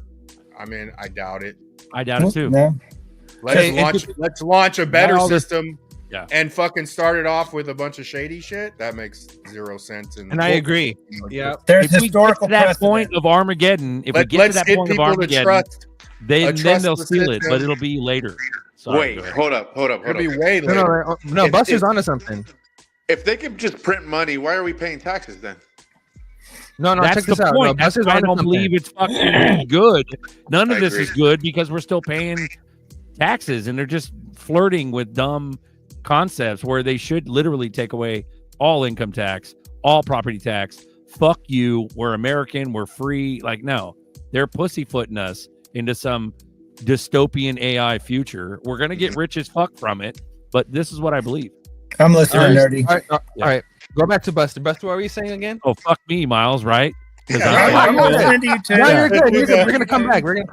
Buster, I just don't believe you. Because a lot of people, I know you don't believe me because your heart is a good heart. Like, we've had the discussion for fucking 4 years, so it's deep thoughts. It's not just like, I just come up with this stuff. But even like someone said earlier, we're waiting on regulations. Okay, like a fucking year and a half ago, there was 4 things that's going to happen. We got the Trump pump, regulations, the SEC case being resolved, and there's one more in there. I can't even fucking think of it right now. But there was 4 things that are all going to be catalysts to ramp up the price. We could have swore upon all that is holy that we were going to moon after each and every one of those. Each one of those, and that didn't happen. Like, each one of those is going to be a different level of pricing. And to me, like, even when 4 years ago was, they're going to force you to buy, it's going to be a natural buyback. ETFs will to cash some shit out, bro. Like, okay, $20 range, $100 range. Oh, and then with fucking $3, they got 10 billion plus back. I know, but there's only 28 billion in retail's hands at this point. With $3, they got 10 billion back. You mean to tell me at $20, $50, they're not getting fucking 85% of it back? They totally no. are. Check this because out. We're so starving. We're so fucking starving that we'll do everything in our power to make our lives better now. That. It's fucking worse than that. It's far worse than that. I gotta piss. I'll be back. All right, this is the point I was going to get to, because this is exactly what Buster was saying. He was saying about how do we not know that it's created this for another system to take over, right? Mm-hmm. Well, fucking exactly. Look at who owns a large majority of MicroStrategy now. Who is it? Vanguard.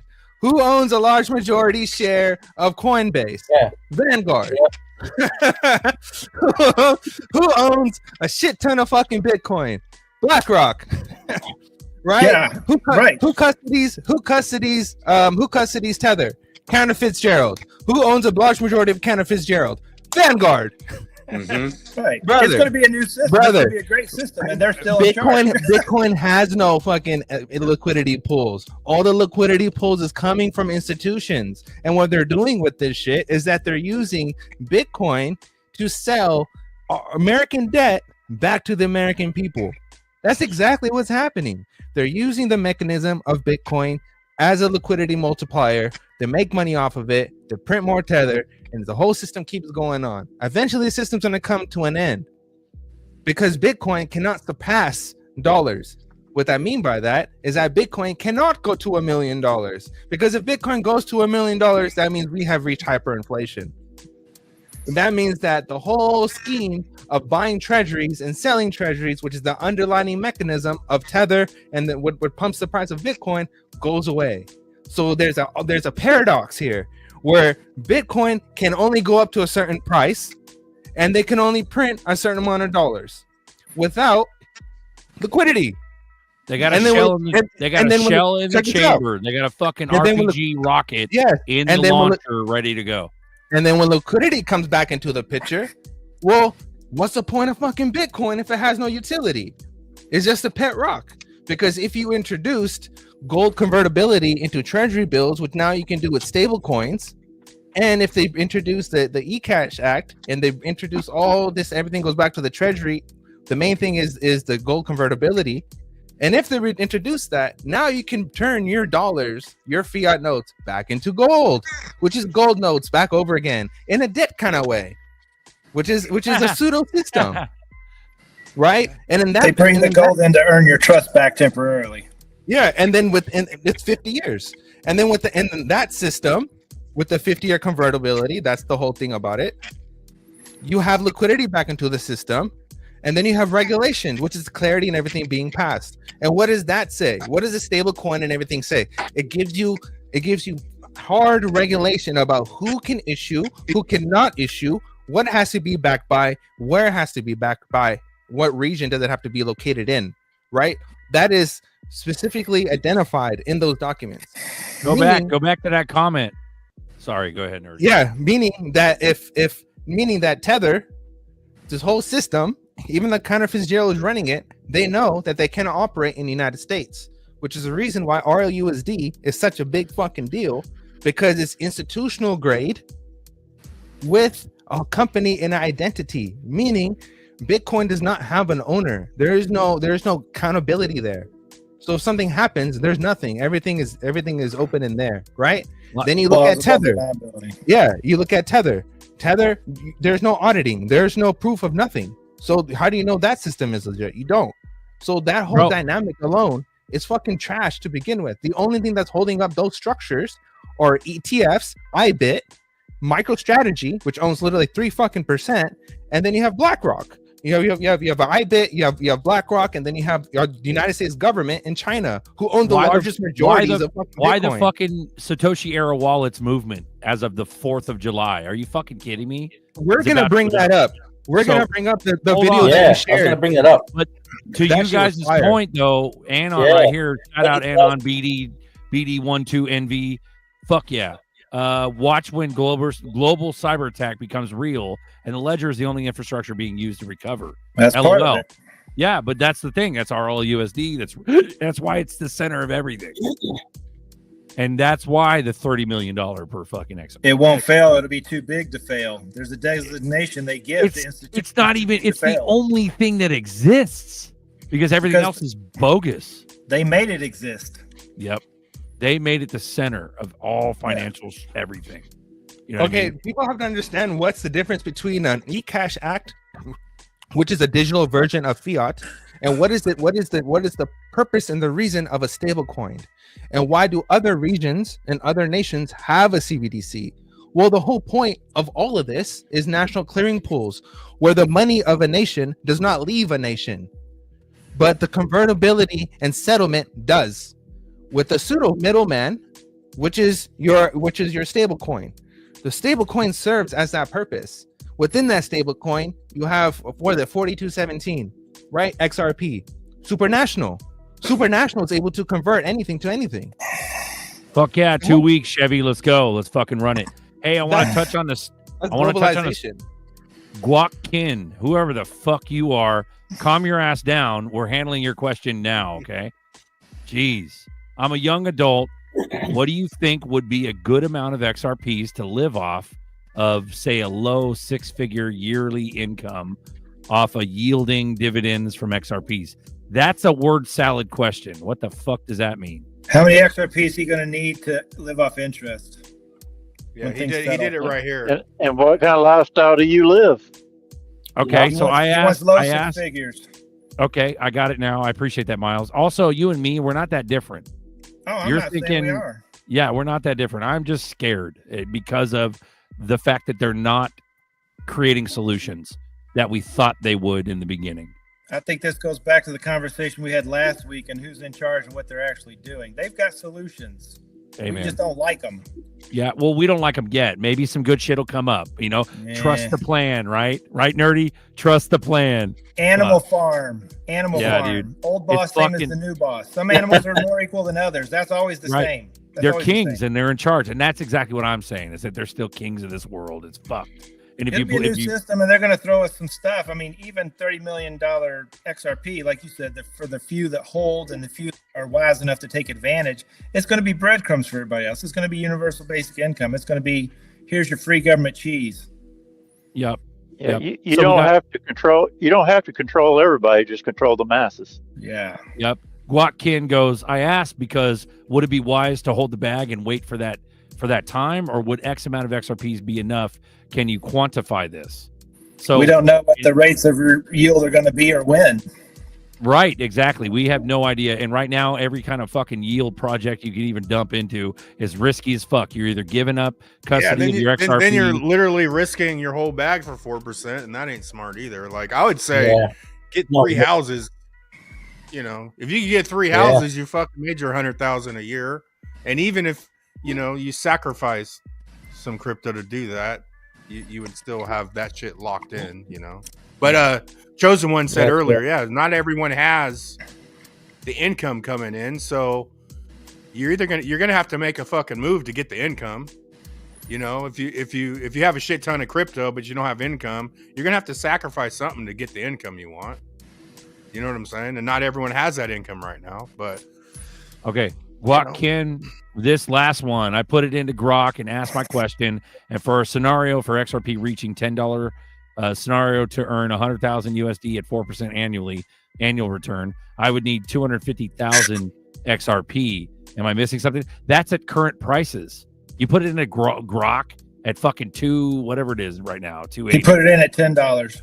Oh, $10. Okay, that's what he means. Reaching $10. Okay. Yeah, Well, if half the guys on the screen are right, that's going to be low, and you won't need that many. Yeah, 250,000 XRP at $10 to earn at 4%. No, dude, you're fucking. It's gonna be big, way bigger than $10. So hang the fuck on, Guakin. Hang the fuck on. Okay, boom. They were just talking about you guys getting rid of it at $10. There you go.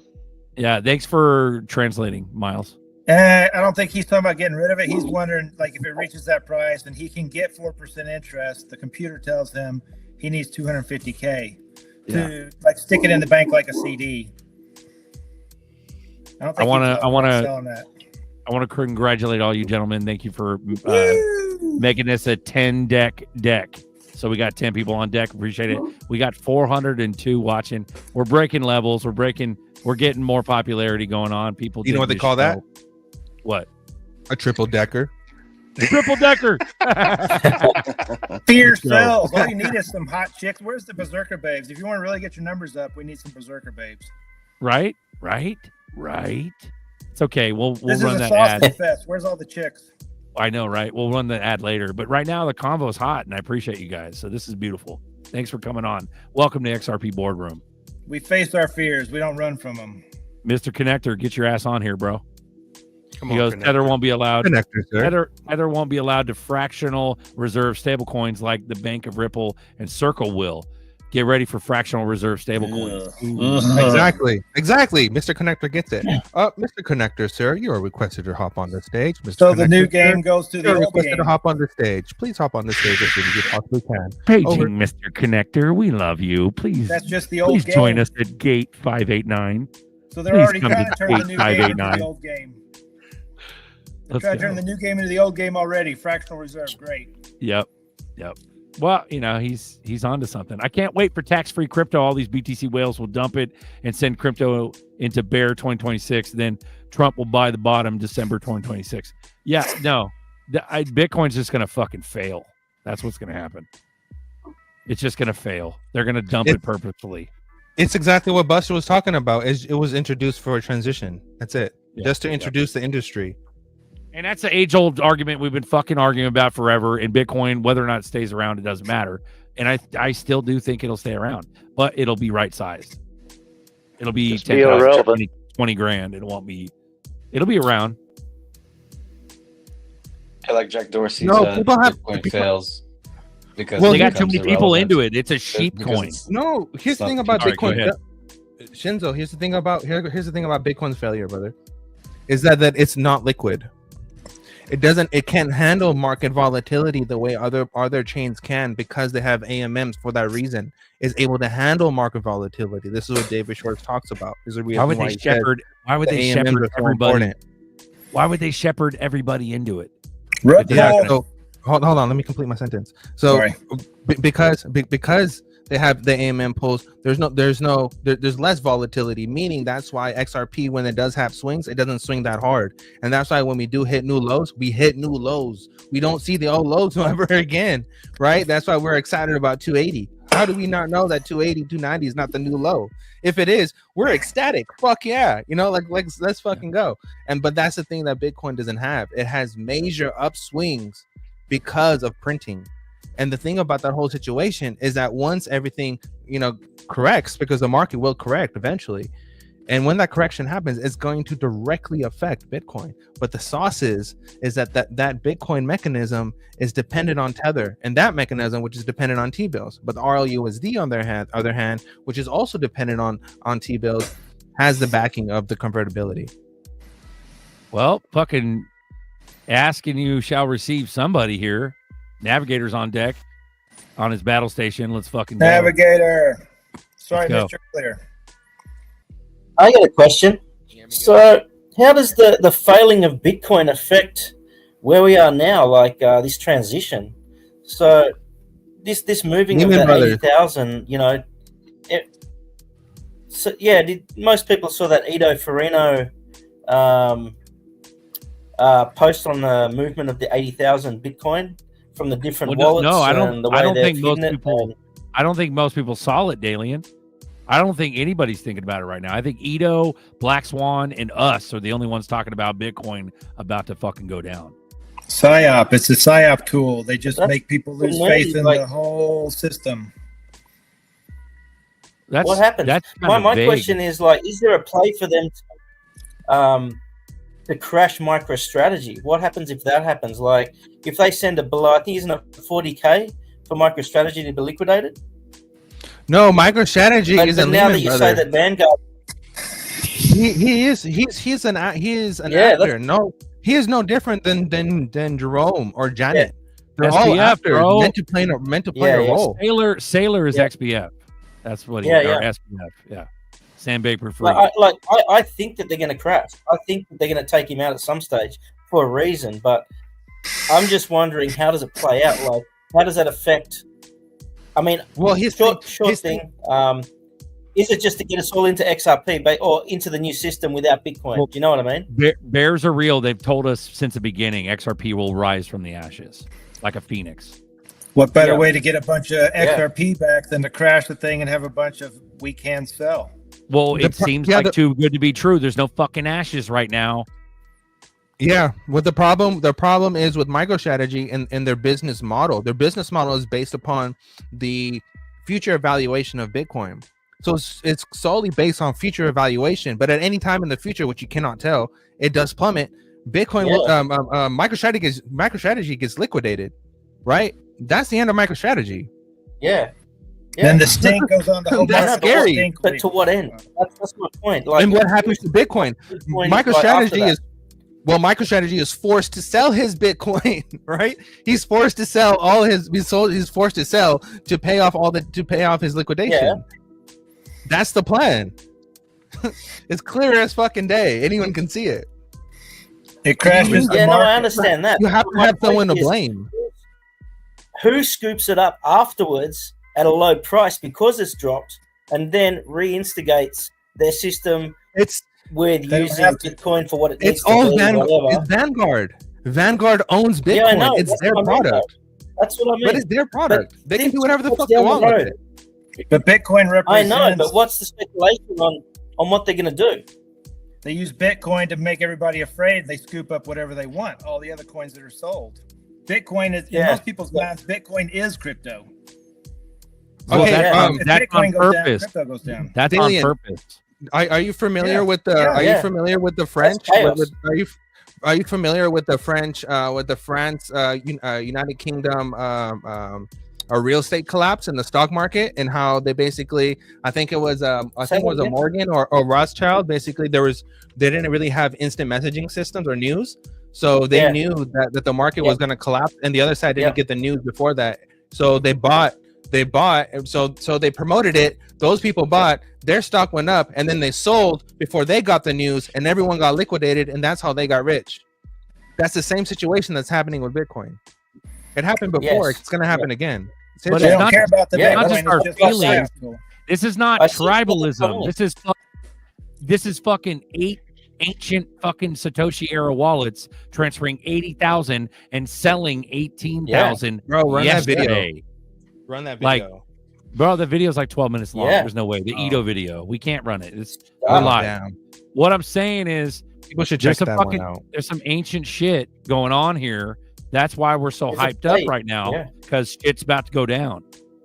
And we It's- smell it. It's the Sorry. same thing if you want something that's on your kid's plate. You say, "What's that over there?" And then when they look, you take what's on their plate. Notice how it's all happening right up to the buzzer. July 4th is when those Yeah. ancient wallets transferred all the shit to new wallets, and there was 80,000. And then they started yesterday. Ito talked about it. They started putting them in Bybit and fucking all these exchanges, and they sold. It was confirmed they sold 18,000 fucking Bitcoins yesterday. People are wondering why we're going down in the most bullish week on earth. If you want to know what they're doing, look at the silver market. They make paper silver. There's more people think they own silver than own silver, right? They do have so much physical, but they pretend they have more, and they sell that to people. And it's musical chairs. And the people that have the silver in their hands are going to pay themselves and their buddies. There's going to be a bunch of people without a chair when the music stops. They do the same thing with silver for years and years and years and years. Exactly, So and they got what sued that looks over like, time. It may not. What that look? Oh, sorry. Go ahead, nerdy. They got sued so many times over time for having fake silver paper contracts. JP Morgan got sued for that a plethora of fucking times for having fake paper contracts, and they've tried to even audit it, and they refuse to be. What do they care if they pay $1 billion in fines if they're making $10 billion? They don't Who give cares? a fuck. Who cares? Bro, What is JP that? bro, What is that? If people really paid attention to the shady shit that JP Morgan got caught up with, and how their Daily. office is directly right across from the SEC, and they're always making deals and getting away with shit, bro. They got JP Morgan got away with ghost shares, literally fucking making up shares and selling fucking fake shares to people, right? And the SEC was like, all right, it's cool. You know, Daily. fine, It goes whatever. on daily, every day for and then decades. the same thing with the contracts. The contract thing is an ongoing thing. It doesn't happen over and over again. And identity theft is just a scam, bro. Identity theft happens on purpose, right? What's more proof? Companies that are selling other people's data with contracts Beekeeper. in time. The movie Beekeeper. The question is, Vanguard owns America. It owns the whole fucking system. It's BlackRock, Vanguard, State Street, all these motherfuckers. They own the whole damn thing. And they will keep on owning the whole damn thing because no one owns and no one has enough money to compete with the motherfuckers, bro. None of us do. So it is what it is. so the question is, what does this Bitcoin crash look like? How will it affect everything? Will it be a cyber attack where everything fucking tanks, and then all of a sudden the solution is XRP, Ripple, Quant, HBAR, IOTA? All add it. On and on. Is that how it goes, or from my understanding, brother? Will Bitcoin just tank, and that's it? They use the grand plan of 2025, and they separated into 3 parts across different eras.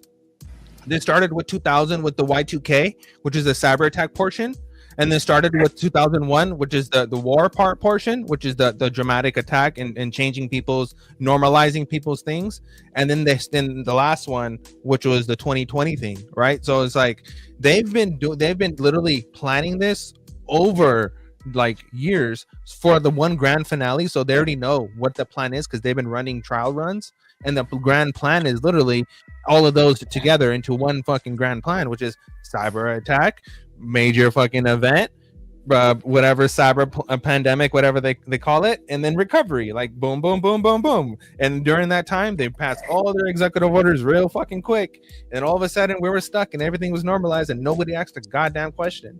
So I think they want the computers working. I think they want So- the computers working when the Bitcoin thing happens because they want it all recorded and they want that, and then they might crash it right after because like, what the hell happened? Oh, As a lesson, it'll be a lesson of whatever, or Russia might be blamed or some shit. You know what I mean? It's either going to be China or Russia for sure, because Yeah. that's what the They're gonna DoD be blamed. NSA, and whatever, that's what who they tested But- on. There's But all little the while, trial these runs. ancient wallets are just going to dump all the fucking Bitcoin. I think the Bitcoin thing happens and then they cover it up with a cyber attack. It's like they burn Amen. the house down. You commit a crime, then you burn the Amen. house down after it. Exactly. No evidence, no witnesses. Yep. Yeah. Oh, But the there will be evidence is witnesses gone. on chain. Yeah, but no one's paying attention right now. The only motherfuckers paying attention are Black Swan capitalists. Ito's running point on this. I got to give him props for Man, He sure. needs bodyguards. He needs bodyguards for real. Bro, they're gonna shut him the fuck up or something. But better like, watch that's- his step. Yeah. or maybe it doesn't matter. Maybe nobody fucking cares and is not listening because everybody's so sheeped out. None of this matters because it's about to go down.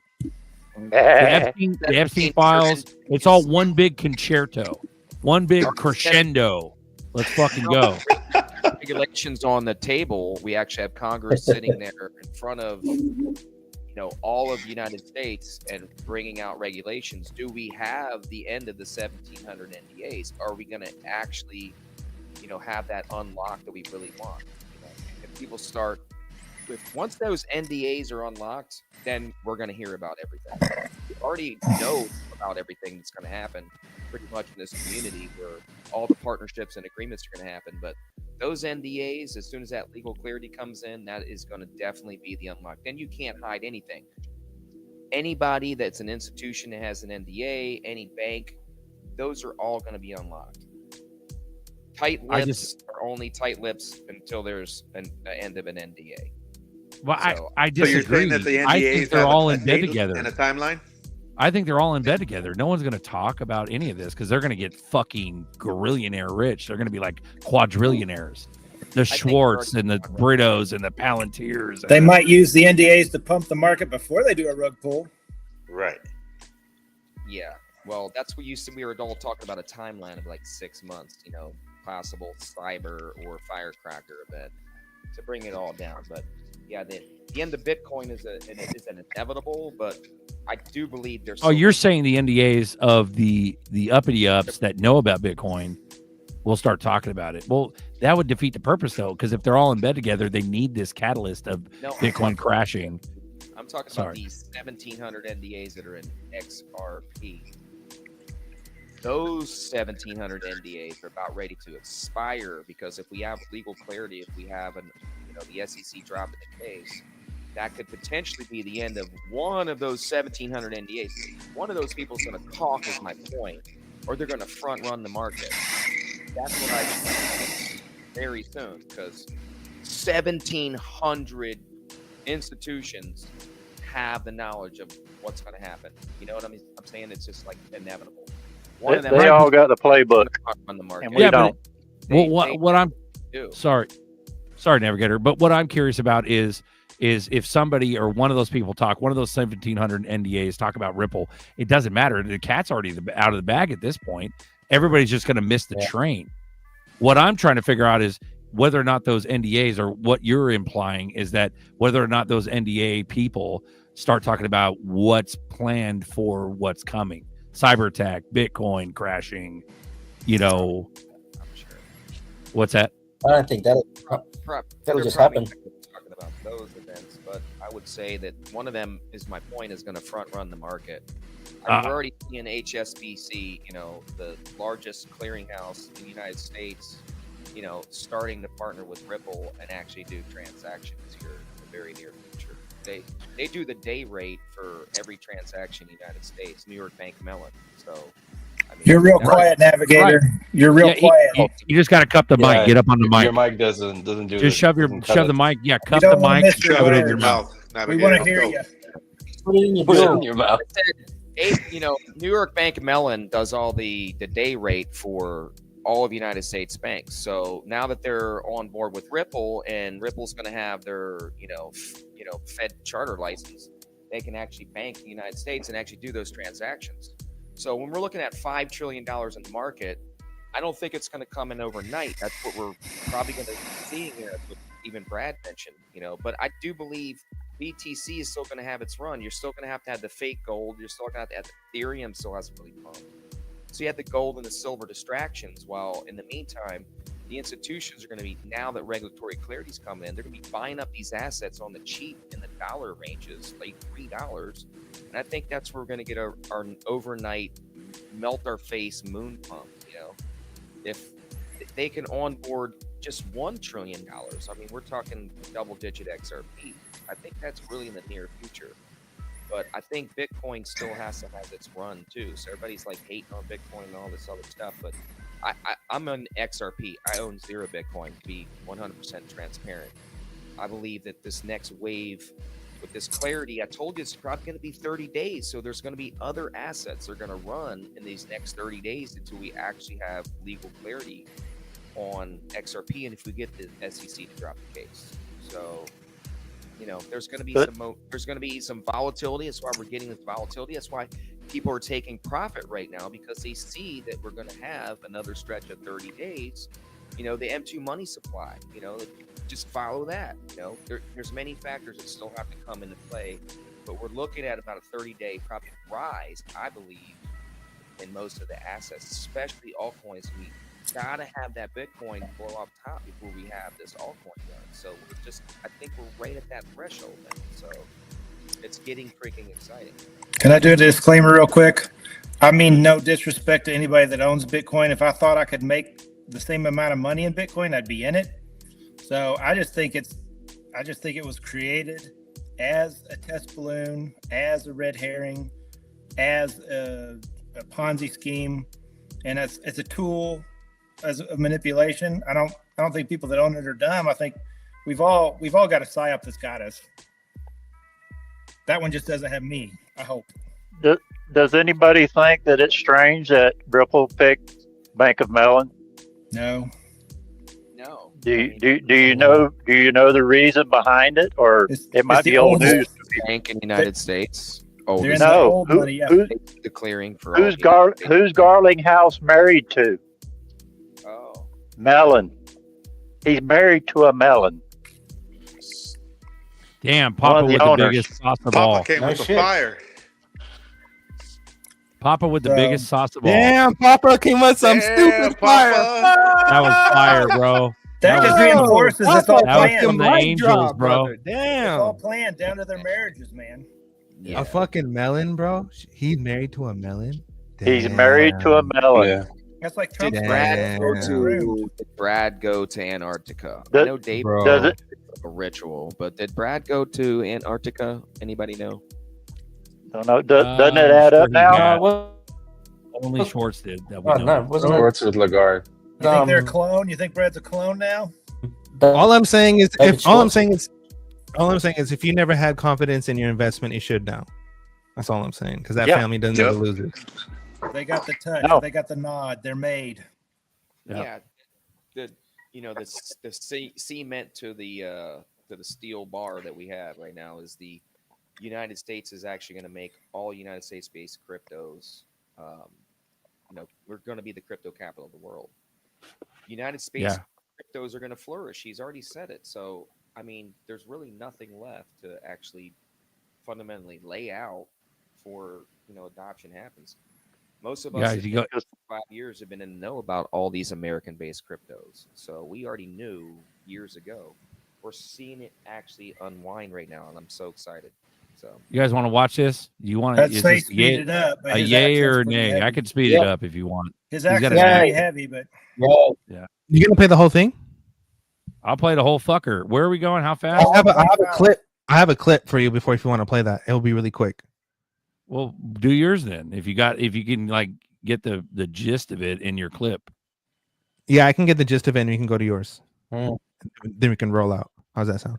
What? I don't even understand what you want me to do right now. Oh, you have You a want clip to wait. prior, another Yeah. clip. Okay, yeah, right. Yeah, yeah, and then we run yours after. Right. All right, you guys ready? Yep. Mm-hmm. No audio, bro. Really? very low. Yep. I can't hardly You want to hear it. send me that link? I can do it, nerdy. Send a link in the private chat. I'll fucking run it.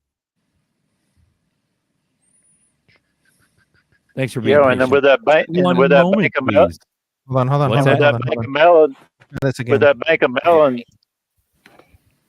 of Mellon, you remember back that last year, the only bank that was able to custody crypto was the Bank of Mellon. Well, that's true. That is a fact. That is facts. Can you guys So hear they it? got in early. They got in real early. No audio, nerdy. Okay, I'm gonna send it to you. It's there. You Yeah, just can send it in barely the hear private chat. I'll play it as a Rumble link. Okay.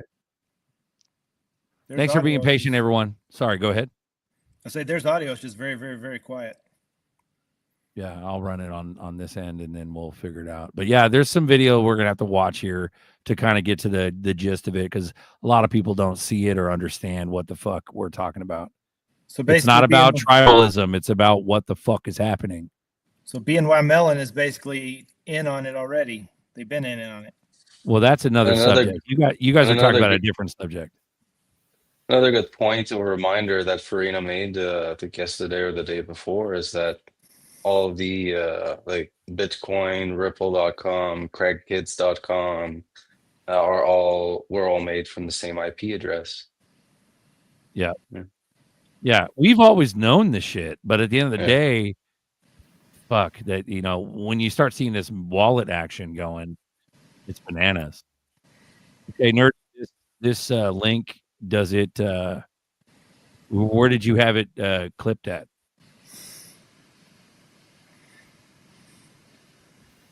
It's in the Nerdy? private chat. Nerdy, are you there? No, I have the link. I'm trying to figure out where he had it at, what level. Oh, That volume of BTC was moving offline in the private wallet, right? It wasn't Yeah, play the actually- link and start at 3740. Thank you for clarifying. What was that, Navigator? So that BTC moved to an exchange, and not to. No, they sold 18,000 of them. Yeah, a lot of the BTC moved. I don't know if all of it did. 3740. Yeah, was it all of it in that wallet? Yeah. Okay, you ready? Yeah, you can stop it at 4010. All right.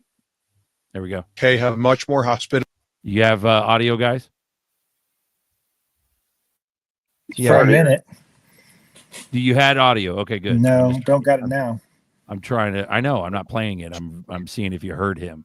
Yeah, we got it. We got it. Let's play it. Cool. Here we go. Around, make it strong, and then guard it with tariffs. You said that crypto is being held back by American regulators, and that countries such as Singapore and the UK have much more hospitable regulatory environments. Why is that the case? And is there a way the US can foster more growth in financial technology and innovation here? Yeah, and this is a big disappointment, and I think a big danger for our country, because one thing about the internet, we should be super proud. Like, America dominates the internet, right? In every market except China, and China smartly for China's economy dominated its own marketplace. But except for that, the internet is an American success story like you've never. You can't find anything like that in history, right? And why is that? Well, it's because we have phenomenal innovators. We have phenomenal venture capital and capital markets to fund the earliest seed startups, the riskiest projects, and then follow them all the way up until they go public and beyond, right? But one additional ingredient there, at the right time, I don't know, was it 97? And I think it was during the Clinton administration, right? And then also there was another thing in with some international regulators, but they came up with a framework for electric commerce, and that kind of put into place these notions of sort of simplicity, consistency, right? Sort of minimalist regulatory burdens that's still protected. And again, nothing's perfect, but I think it was a framework that allowed these things to flourish and find their way. I've been told by experts that those ripple effects start to magnify. So one of the things, Brad, is your company introduced XRP as a cryptocurrency. Who uses it, and why do they use it rather than one of the credit cards or a regular banking system? So first off, thanks for having me. Great to be here. Great to be with Joe. I will correct one thing right out of the gates. Ripple did not actually issue XRP. The XRP ledger is an open source, decentralized technology, not dissimilar to Bitcoin. And some of the creators of the XRP ledger actually had been early engineers that worked on Bitcoin, and they saw some of the scalability problems that Bitcoin was likely to have, the speed, both from an energy consumption, cost, some of the other problems, and they wanted to build a better digital asset to solve some of these problems. To have the Treasury actively accumulate more. However, just a few minutes after he left the stage, Senator Lummis appeared holding a draft copy. What's that? Just watch this. That's actually a good part. You can cut it after this. All right. Of the Bitcoin Act of 2024. Anyone left underwhelmed by Trump's pledge will have been delighted, because Lummis's bill proposes a federal government Bitcoin purchase program. Under this program, the Treasury would accumulate up to 1 million BTC over 5 years. This would bring the government's holdings to more than 1.2 million BTC, or 5.7% of the max supply. The bill would also prohibit the government from selling any BTC for a period of 20 years, unless it's sold to pay off the national debt. Lummis claims that the US will be, quote, debt-free because of Bitcoin, but this seems like wishful thinking, because the US national debt is currently north of $35 trillion.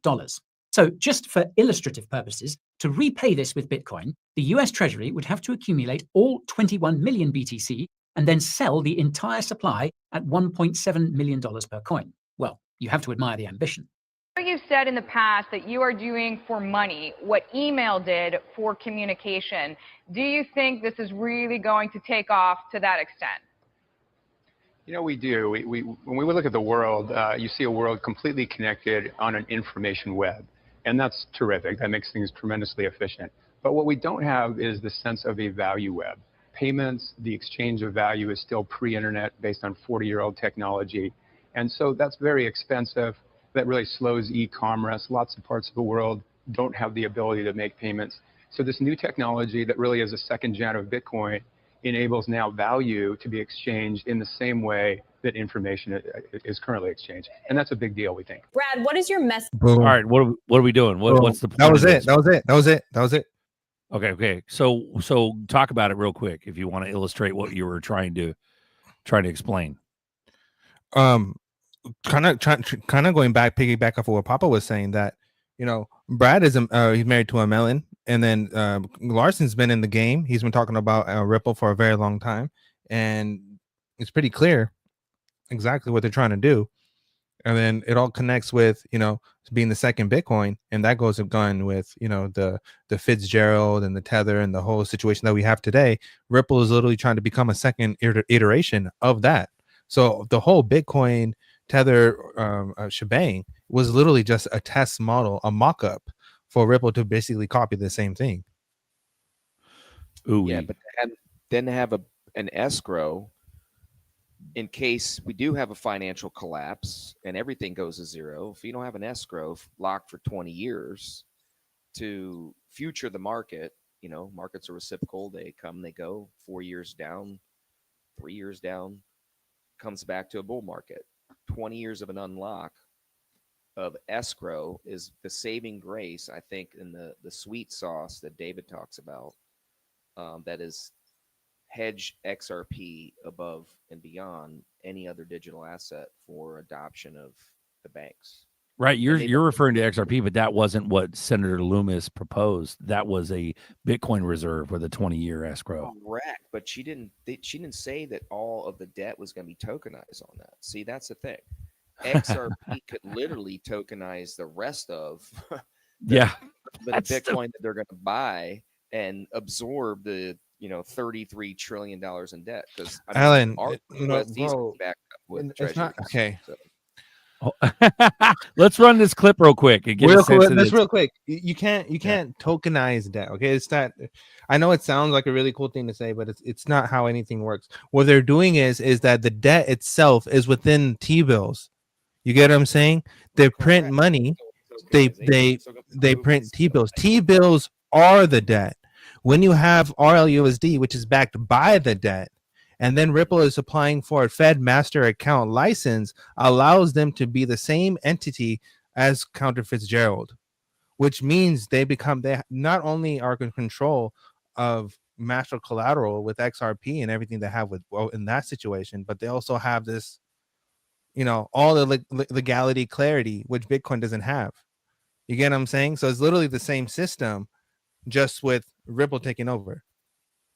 My point is that debt is going to be absorbed and wiped out in a way where tokenization will take over. The debt will never be wiped out.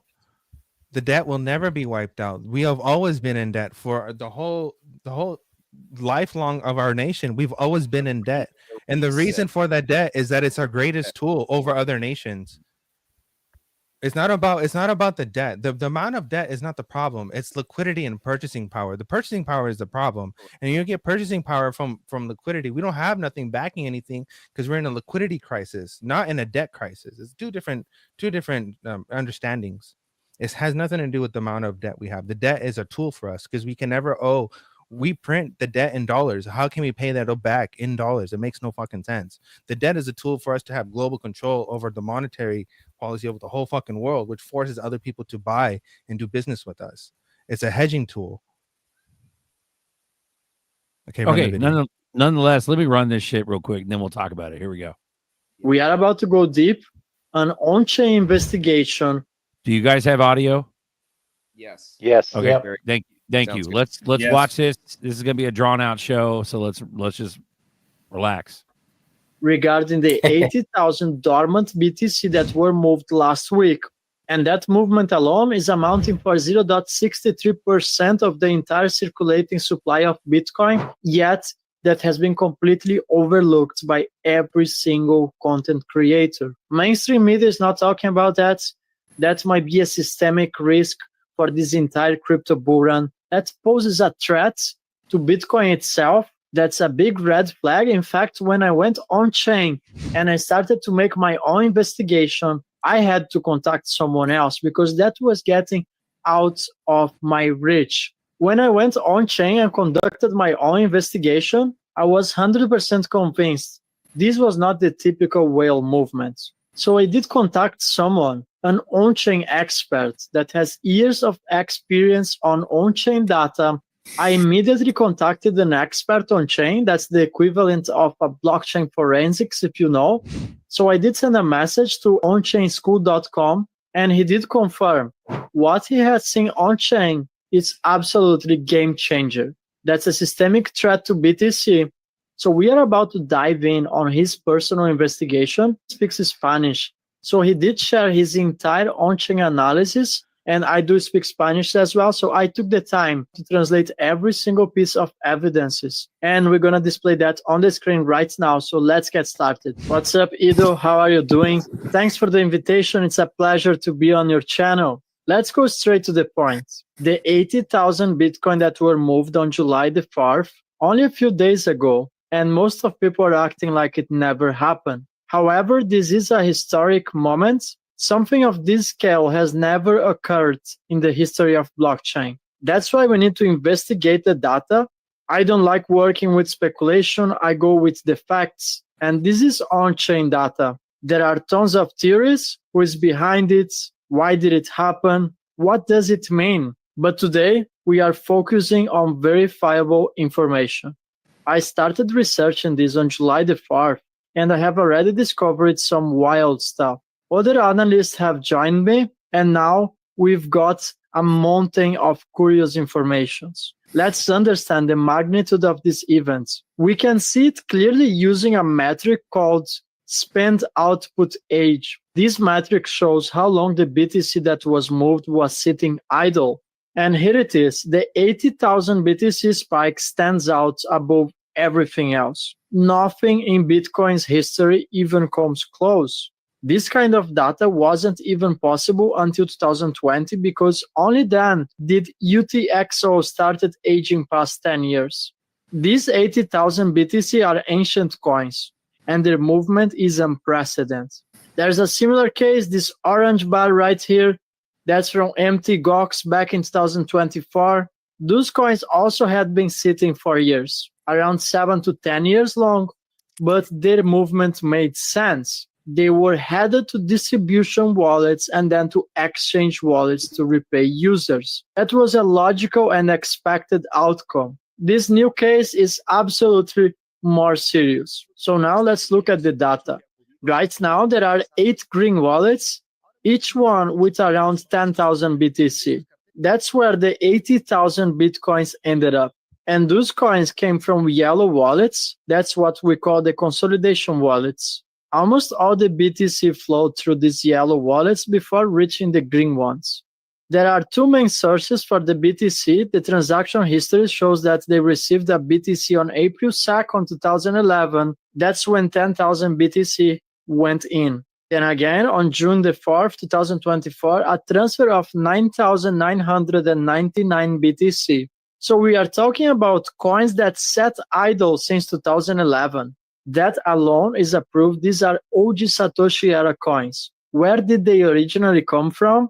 We see multiple transactions. Each arrow on the map is a transaction. Each square is a wallet. The majority of these Bitcoins come from one source, mined BTC. We are talking about Coinbase rewards. The reward miners get they mine a block, lots of 50 BTC transactions from late 2010 to early 2011. This is early Bitcoin history. The coins moved through a couple of wallets. They landed in the yellow consolidation wallets. Then on July 4th, got pushed into the green wallets. But here is where everything changes. Some of these coins came from a transaction pattern that's extremely hard to face. So complex that no current software can follow it to the end. The pattern is called pill transaction. Basically, one transaction enters, 2 transactions leave. Then each of those splits again, and then again. It goes 5 levels deep, generating thousands of transactions. I have already spent 2 hours digging into this exact pattern, and I am not alone. That of this amount, 1 transaction came in and 2 came out. Out of 2,600 we see around here, and another one came out of 2,625 and another of 42. And in turn, from those other 2 transactions, then in 2 others, we're going to this one, which is where I came in. Here we can see that 2,000 came out in 2 transactions as well, where it was already 2,003 and 41, and so on excessively. So, of this other transaction of 42 Bitcoins, 2 were also divided. And all this up to 5 levels, generating a number of thousands of transactions, which is not today due to the complexity. These entities behind over 1% of the entire BTC supply, they implied sophisticated mechanisms that in 2025, we have nothing similar on the markets, not only to perform such a high volume of transactions, but to do it in such a way that is almost impossible to track it down. The sheer volume overwhelms the tools. It's clear the complexity is intentional. So why go through the trouble of hiding your tracks this deeply? Because it's expensive and very hard to do this unless you are the original miner. So if you are the miner, you keep both the block rewards and the fees. And yes, you can afford to just make everything very shady. This lines up with one of my favorite long-standing theories. The Satoshi coins have never stopped moving. There is no wallet with 1 million BTC. The myth comes from small sums in wallets that follow Satoshi mining patterns. It's a bait, it's just a distraction. The real movement is happening quietly and in the background all the time. And these coins almost always move during bull markets, rarely at the bottom, always near the top. Now let me get this straight. Everyone talks about the 1 million BTC that's held by Satoshi. And again, we are being played. Everyone is looking on that direction and everyone's thinking, when's gonna Satoshi move the 1 million BTC? The real action is happening on this side. Everyone's distracted with Satoshi's wallet, that's just noise. They don't need to move Satoshi's wallets. All these Bitcoin that were mined in the earliest days on 2010, 2011, all of these BTC that were mined in a short period of time, we're talking about approximately 17 million BTC back in 2010 and 2011. That's the real systemic threat for BTC that nobody's talking about. If someone moves 80,000 BTC to a crypto exchange and market sells, Bitcoin would crash below $10,000. We are operating under a low liquidity environment, and it's absolutely scary to think that people are going all in on a coin such as Bitcoin. They sell in their houses when we have such a big amount of BTC supply that is centralized in the hand of few individuals and entities. I don't think that's a private person. That's absolutely something behind the scenes. That's an entity, a financial institution, perhaps the NSA. Let's talk about security now. As you can see, these consolidation wallets that start with 1. This is an old format called legacy, and we see that wallets have passed that start with, this is a new format. This is the old one, and this is the new format that is called native SegWit. And this native SegWit format has greater security. It has an advantage for fees, and we often see changes from old coin wallets to new wallets, from these old legacy wallets to native SegWit. And it is that out of all the ones we have, suddenly there is one that does not meet the standard, does not meet that standard of security, which we could say is the fault that this is being changed from one wallet to another. So it is rare that 7 and 1 do not comply with it. Before the BTC moved on July 4th, some of those wallets moved coins on Bitcoin Cash. That tells us the same person controlled the private keys for both networks. They likely tested the transfer on BCH first before doing the real move on Bitcoin. And that's a very common safety measure. Could it be someone who just recovered their keys? Well, it's possible. I have seen cases where people become billionaires overnight after finding the lost keys. But usually, they send something to an exchange. Even 100 BTC to just cash out a little. In this case, nothing, no exchange transfers, no spending, just silence. So this might not be over. These old wallets still have more secrets to reveal, and this brings us back to one major red flag. The change in wallet formats wasn't consistent. Some coins followed the upgrade, others didn't. Now the big question is why? That doesn't make sense if the same person controls all of them.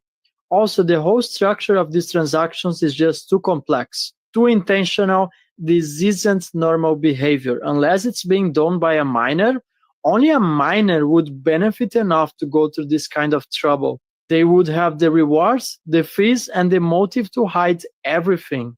And here's another weird part. Some of these wallets look self-generated, not random, but almost like they were encoded on purpose. These identifiers feel intentional, like they contain hidden messages. This one contains the word fuck, and also this one contains the word dick. I have seen wallet IDs for years, but these ones absolutely stand out.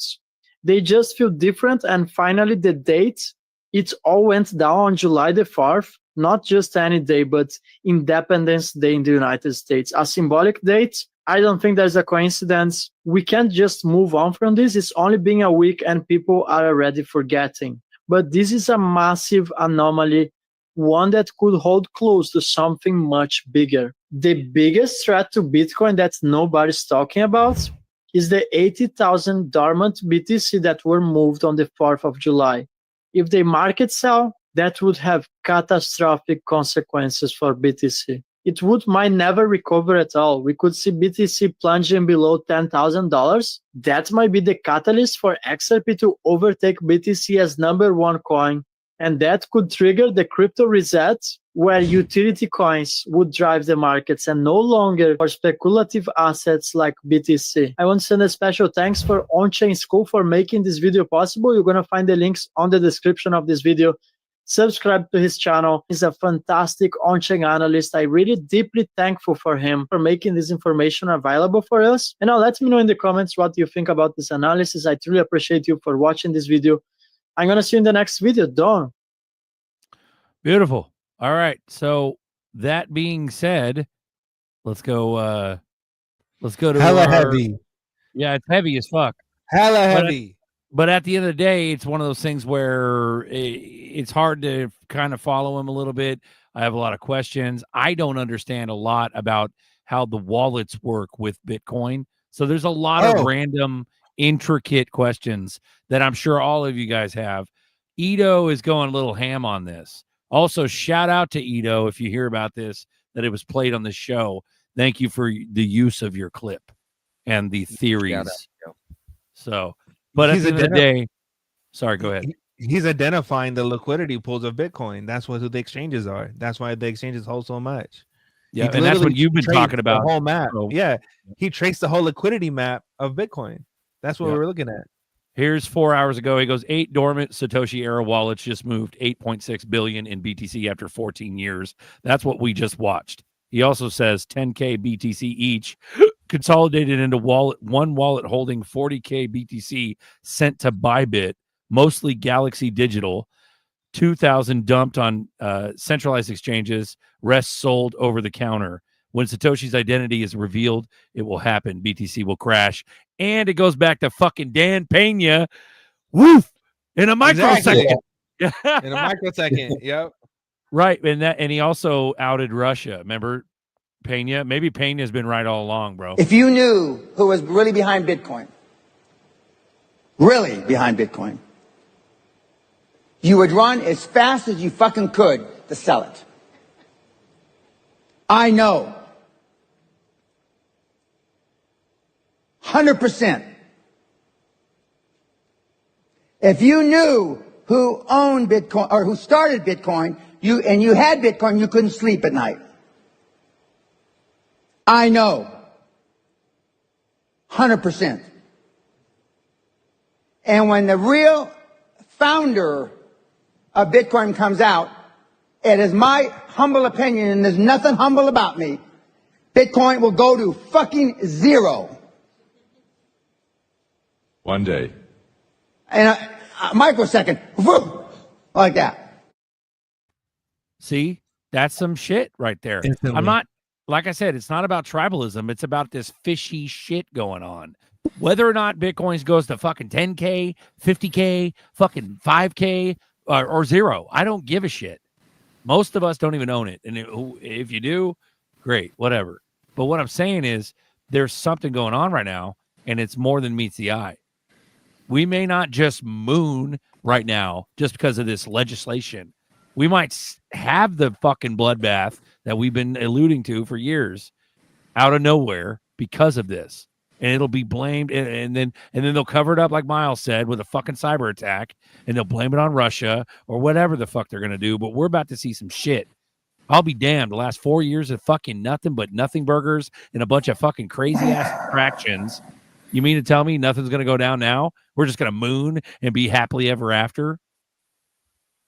I don't think we're out of the woods yet. So if a green candle, a really big green candle is called a God candle, what's a really big red candle? Is that a devil candle? It's like the devil's dick. I think. What I'm saying is, we're not out of the woods yet. That is candle. No, we're not. I out don't of the think woods it. yet.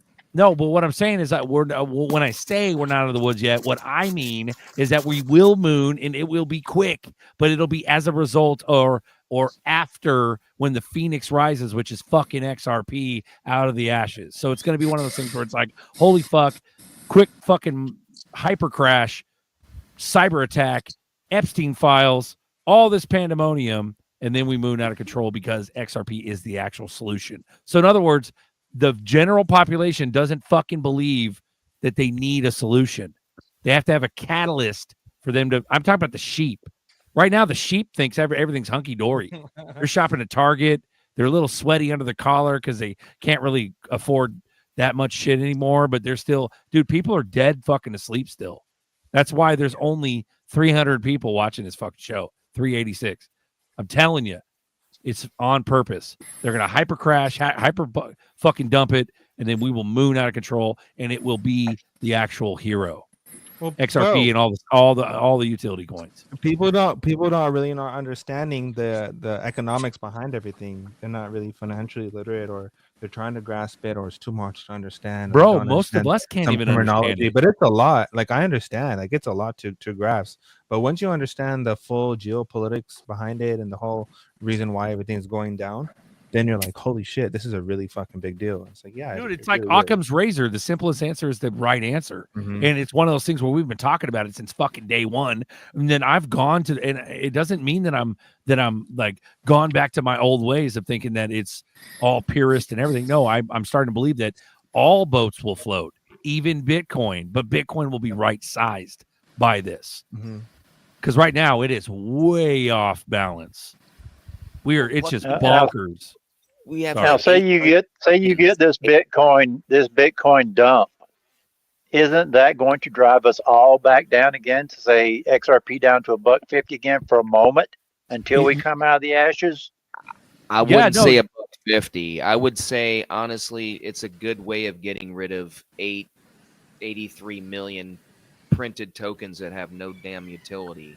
That's why regulations are coming in to get rid of all the trash, bring in actual real utility tokens, consolidate all the market, get the liquidity where it needs to be to actually use. I mean, if we can't get control of the liquidity in all these tokens that we have money in right now, there's no way that this can actually be, a stable market. And we're going to have bull and bear markets still until this thing finalizes. How do you make money when everything is stabilized? That's my question. If you don't have bull and bear markets, you just don't really have a market. Everybody thinks we're going to be at, whatever, $1 million per BTC and, $100,000 per XRP and, ADA, whatever, $10,000. But we got to have bull and bear markets. We're still, they say 2030 timeline. That's not that long. That's another bear market essentially. But there's got to be ways of making money in this. So that's my point. We're still a ways away, but I think at least we're going to see some crazy, euphoric, fundamental, action happen, and a lot of these tokens going away. That's what we need. We actually need BTC to trace back to 17K, or Ethereum to $1,000 or $700. XRP probably will not more than likely go down very low. I don't think so. I really don't think if it's going to be the actual token that's going to take over Swift and do payments for most banking that they've been actually developing the coin to do, I don't really see XRP going down the low numbers again. I'm not going to say a price because this is not financial advice. Anything we're saying on the stream for, purposes, we don't give financial advice. We just tell people what we're doing with our money. For me, I see XRP staying a very stable price, probably double digits, even after the crash.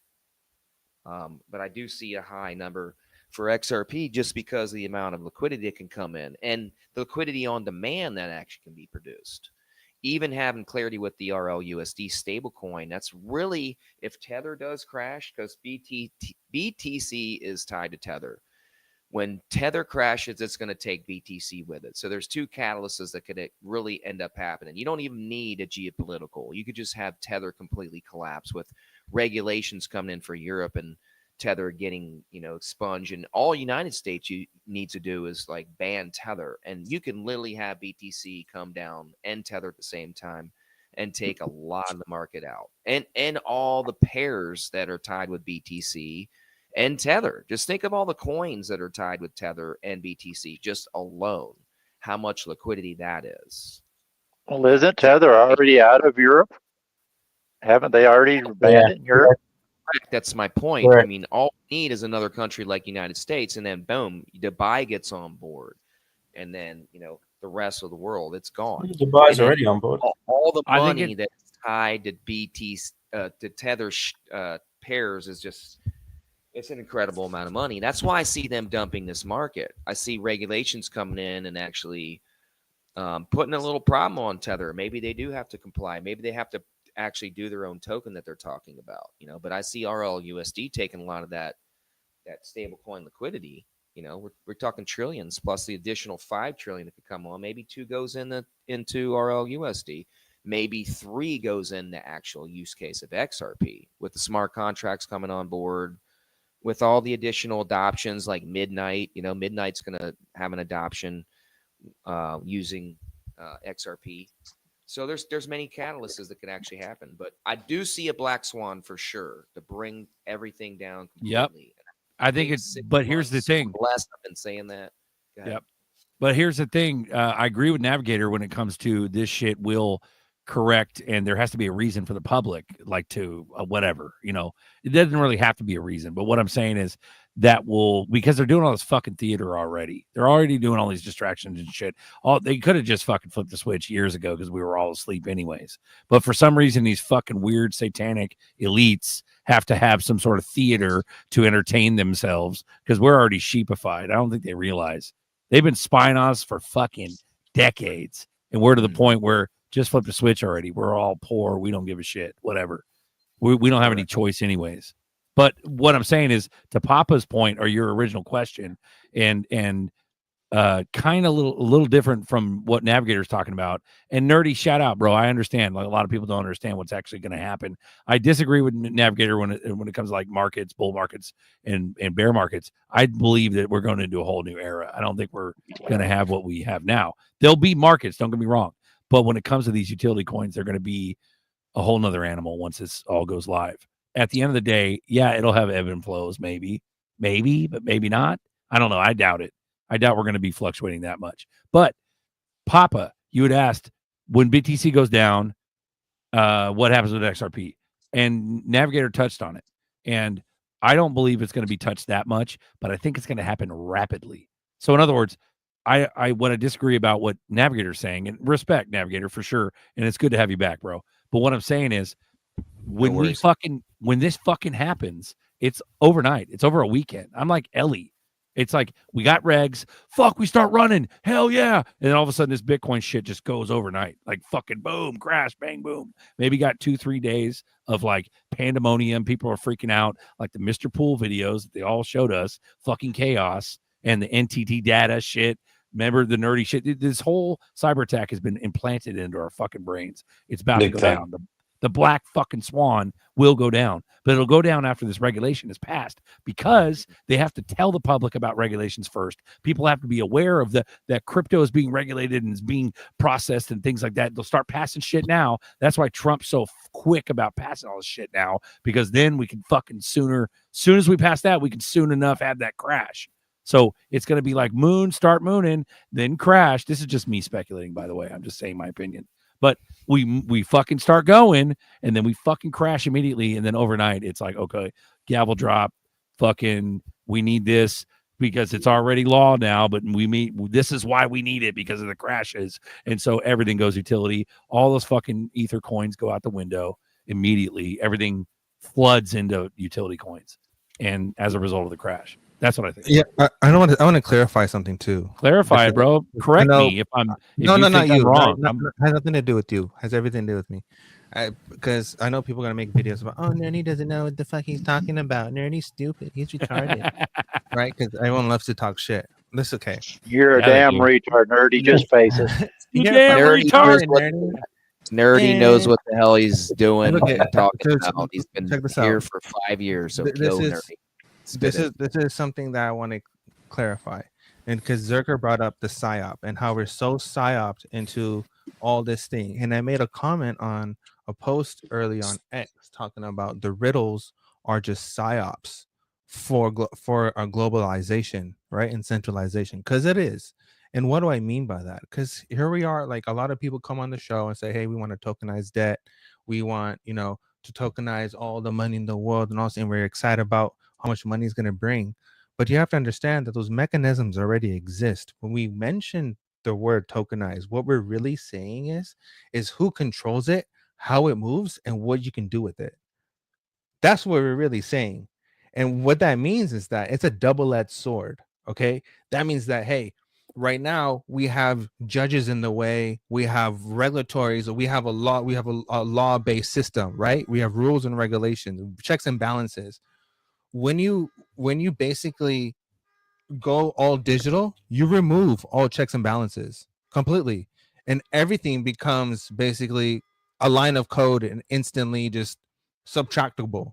And that's dystopian, and that's what we don't want, and that's everyone is cheering for. And I'm like, why are you cheering for that? We want the opposite of that, which is sovereignty, not fucking dystopian control. But everyone is fucking cheering for dystopian control because they think it's gonna make us so much money. But I'm like, do you guys even know what the fuck you're cheering for? But I just want to clarify that.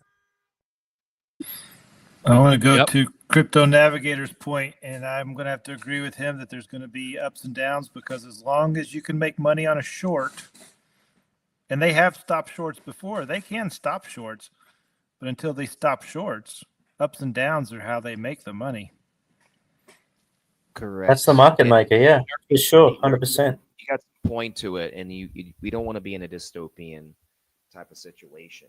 And I think a lot of us are, been chosen to be here to front run this dystopian dialectic. We don't want to have that. We want to actually be smart enough to understand where the market's going and where we can move our money, and how to, we could build things on the ledger. It's open source. So if we're early enough, we could build. The main question that we have to understand is how hyper surveillance statey do we want to live in? Because it can get really hyper surveillance statey-esque, and I don't think any of us want to live in a place like that. But at the end of the day, it has nothing to do with how we feel or what we want or anything like that. It has everything to do with the future. And to be honest with you guys, if we're going to have this super hyper convenient world where everything is automated and everything feels like magic, and it's all just rainbows and butterflies, you walk into the store and it knows what you want, and it already pays for it and buys it for you, and everyone's like, oh, this is so magical, I love living in this place, everything's so easy. But you have to understand, in order to live in a place like that, you're giving up your privacy completely. Like there's none at all, because in order for all those services to work, they need to know what you're doing at all moments and times, and that's all connected to this. Or let's tokenize everything, let's do this, let's do that. Like, nah, leave shit alone. It works the way it is right now. They're kind of doing that with our cell phone though right now, though, if you really think about it. No, not the way that you're, bro. I'm telling you, there's lines to this. And when we talk tokenize, we're talking 24-hour surveillance, no judges involved, no nothing, a simple line of code. Someone hops on a computer, boom, wipes off everything. Everything is gone. And that's nuts. Hey, listen, guys. On this little trip I've been taking, I had to go to the Internet Crime Complaint Center and file a complaint with them. And at the bottom of their page, they've got little alerts. And I'll read you a short one here. Cyber criminals defraud Hedera Hashcraft network through non-custodial wallets users through non-fungible token airdrops disguised as free rewards. Beware. That's why I never really took a lot of airdrops. I didn't want to take any kind of secondary risk. Yeah, they were doing that in the Firefly wallet with IOTA as well. Yeah, you get a free NFT, like a gift or Bag. something. Bro. But these are all just speculatory ideas, opinions, things are about that, we think are about to happen. But not anything really happened what I thought it would happen, how it would happen years ago based on the disinfo that I read and things like that. And I think that some shit is probably still possible.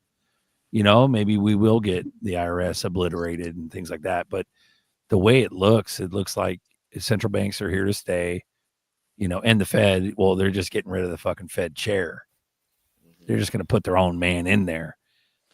But Berserker, they're going to gut all the agencies. The agencies will still exist. They're just going to clean it out from the inside. Like, fuck. Are they? Just rename it. Just rename it.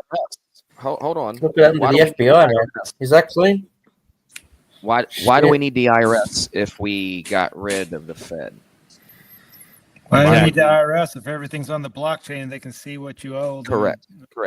That's why do they need the CIA if they can see when you wipe your ass? I mean, I think they've been shrinking that agency and the way we're about ready to do business in America for a reason. Jerome Powell's just a hindrance. The next chair will be a little yes ma'am or yes sir person. So yeah. And then we got these politicians talking about CBDCs and they don't even understand what the fuck it means. And we got what's his face guy? What's his name? Scott something or other.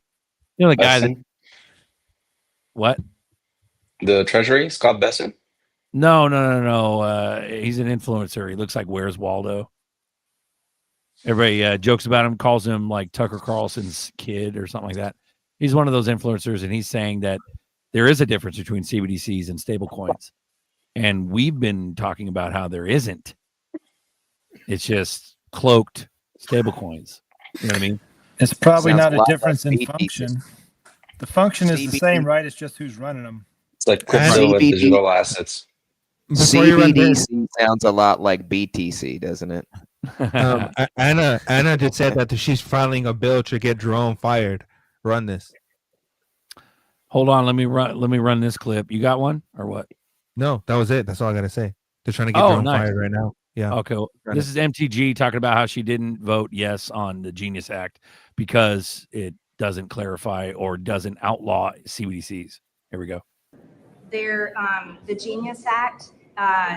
President Trump wrote an executive order on January 23rd, and specifically on exactly what the Genius Act is about, except they did not include what was in his executive order, which is a ban on a central bank digital currency, which is extremely important. And the president feels it's important, and that's why it was in his executive order. And the Senate left that out. And then they sent this over to the House, and Speaker Johnson didn't allow us to do amendments to amend the bill to ban CBDC. And that's a House issue. It's not, I fully support the president. I will vote for the Genius Act when they ban central bank digital currency and the Genius Act. So we need to get it right. It shouldn't be run through and us forced to vote on something they take away our right to amend. Yeah. But bitch, what about AI and its unfucking fettered domain for the next 10 years? Bro, all these motherfuckers are clowns, bro. It's all clowny shit. It's one. They focus on one thing that's stupid as fuck. That's why I stopped paying attention. They let other shit slide. Like, yeah. Papa's no geezer. He'll remember this like me. They didn't have no problems rushing through the Affordable Care Act. Right. I'll see how that turned out. Yup. Right. But that's what we're talking about. It's focus on this dumb shit, but let all this other shit slide. And why the fuck are they going so fast? Why they made us wait so many bringing another clown. Yeah, Yeah, they're no, but what I'm saying exactly. is they're on my desk now. It's priority. Like it's not that much, dude. For Nobody who? knows Priority about for who? Everybody thinks crypto's a scam. It's not a priority, you fucking idiot. Right. We're gonna get rich off of this for sure. But at the end of the day, like, why are you running this shit, T-Dog? Why are you Exactly. pushing this so fast? It's a Facts. priority. We must do it now. We're bullish as fuck now. Hell yeah, Yep. because they're gonna shut us up with these riches. But at the end of the day, that's fucking suspect, dude. Why did everything else take forever? Yeah. Well, it's even more suspect, Zerk, that they do it during the time of Epstein when Trump gets on and put him on trial of, hey, why didn't you release it? And he's like, oh no, it's Obama, it's fucking the Democrats, it's hokey pokey, forget about it, like it's fake, it doesn't exist. And stablecoin, regulation, crypto. All of a sudden, it's like, bro, we know what you're doing, man. You're not gonna trick me. I know what you're doing. You're pumping our bags to keep us distracted. That's what you're doing. It's a shell game. Yeah, it's fucking crazy. Okay, here's the thing I wanted to bring up real quick, Zerky. The IRS brought up two rules, which is 1095A and then Form 1099DA, which is digital assets. And they link wallets to identities. They track every transaction, and they enforce capital gains, income, and transfer tax reporting. So basically, every United States exchange and broker will be required to report this, just like stock brokerages do with equities. If you're still treating crypto like it's invisible to the IRS, you're playing yourself. Even if you're using decentralized exchanges, bridges, or mixers on or off ramps, and the metadata linkage enough to build a profile, once a wallet is tied to your name, all historical and future transactions become traceable. So everything is linked to you, whether you like it or not. They're gonna figure out a profile, and that goes with Trump's thing of trying and Elon's thing of trying to get AI into the Federal Reserve and to doing auditing and all this other stuff. But what they're really needed for is for the fucking tax purposes, to track everyone's shit, to see where addresses are going where, and build a profile, and we basically use AI as a profiler to track and trace everyone's fucking transactions. They're going to get their money with or without the IRS. But it's not. That's it's, another way I think it's more has to do with the tracking, like a social credit score system being formed right in front of our eyes, in the with different names, disguised as different names, but it's technically the same fucking thing. Yeah, China's been doing that for the last few years with WeChat. Dubai has that shit too, right? The thing about China is it sucks for everybody except the people at the top. Exactly. Our people at the top would love for it to be like China, because then they'll be like their people at the top, absolute power. Yeah, but the way how Dubai does it is basically everyone is this wealthy, lavish person that lives this lavish life, but they introduce it as convenience, because your luxury will give you convenience, right? And it's like, damn. And they also have on the stoplights where they you speed, boom, ticket deducted right from your account. I think they also have that in UK and stuff already too. So all these services that are around the world are basically going to be globalized and institutionalized in a way where everyone has the same system and everyone's able to get tracked and traced and taxed and whatever. Well, this guy, Vincent Scott, he goes, private issued stablecoins are not central bank digital currencies. Justin, JP Morgan CEO Jamie Dimon says the company will get involved in crypto stablecoins. But here's the kicker. The private issued is the fucking Trojan horse. Well, Brad said himself that it doesn't matter. It's the same thing. Brad Garlinghouse himself said himself with the interview with Matako that it's the same thing. Yeah, we know. And then MTG's dumbass is just parroting shit because she doesn't even understand what any of this is. Exactly. And you just hear the word, the boogeyman, CBDC shit. Yeah, fight against it. All they're going to do is just change that bill a little bit and be like, no CBDCs. But we have RLUSD. We have, USD. No, you're forgetting about the eCash Act. The eCash Act is literally a digital version of cash, which is technically not a CBDC in a way of tracking and tracing, but it doesn't mean that the capabilities are not there. So it technically is the same thing. So you're saying that stablecoins won't even be considered in the same realm of CBDCs because of the eCash Act. It will they're gonna accredit those. Well, okay, it'll make them money. Stable coins around the world are considered electronic cash, electronic money. So I think they're going to differentiate the difference between what is electronic money and what is electronic cash. You get what I'm saying? So you're talking about I do, but it's like how can that be? There is no difference. No, cash being issued from a treasury department, and then money being a stable coin that's seen as from a private institution. So money, private institution, cash from a government body. Like the difference in silver, you can have a coin that's not from a Or a mint. bar. Yeah, but if Yeah. it's a coin, it's from a mint, or you can have Exactly. something around that looks Around, like exactly. from Same thing. a company. Yeah, Okay. yeah, but it's still silver. Yeah, But they're both silver and they both have value to it. Exactly.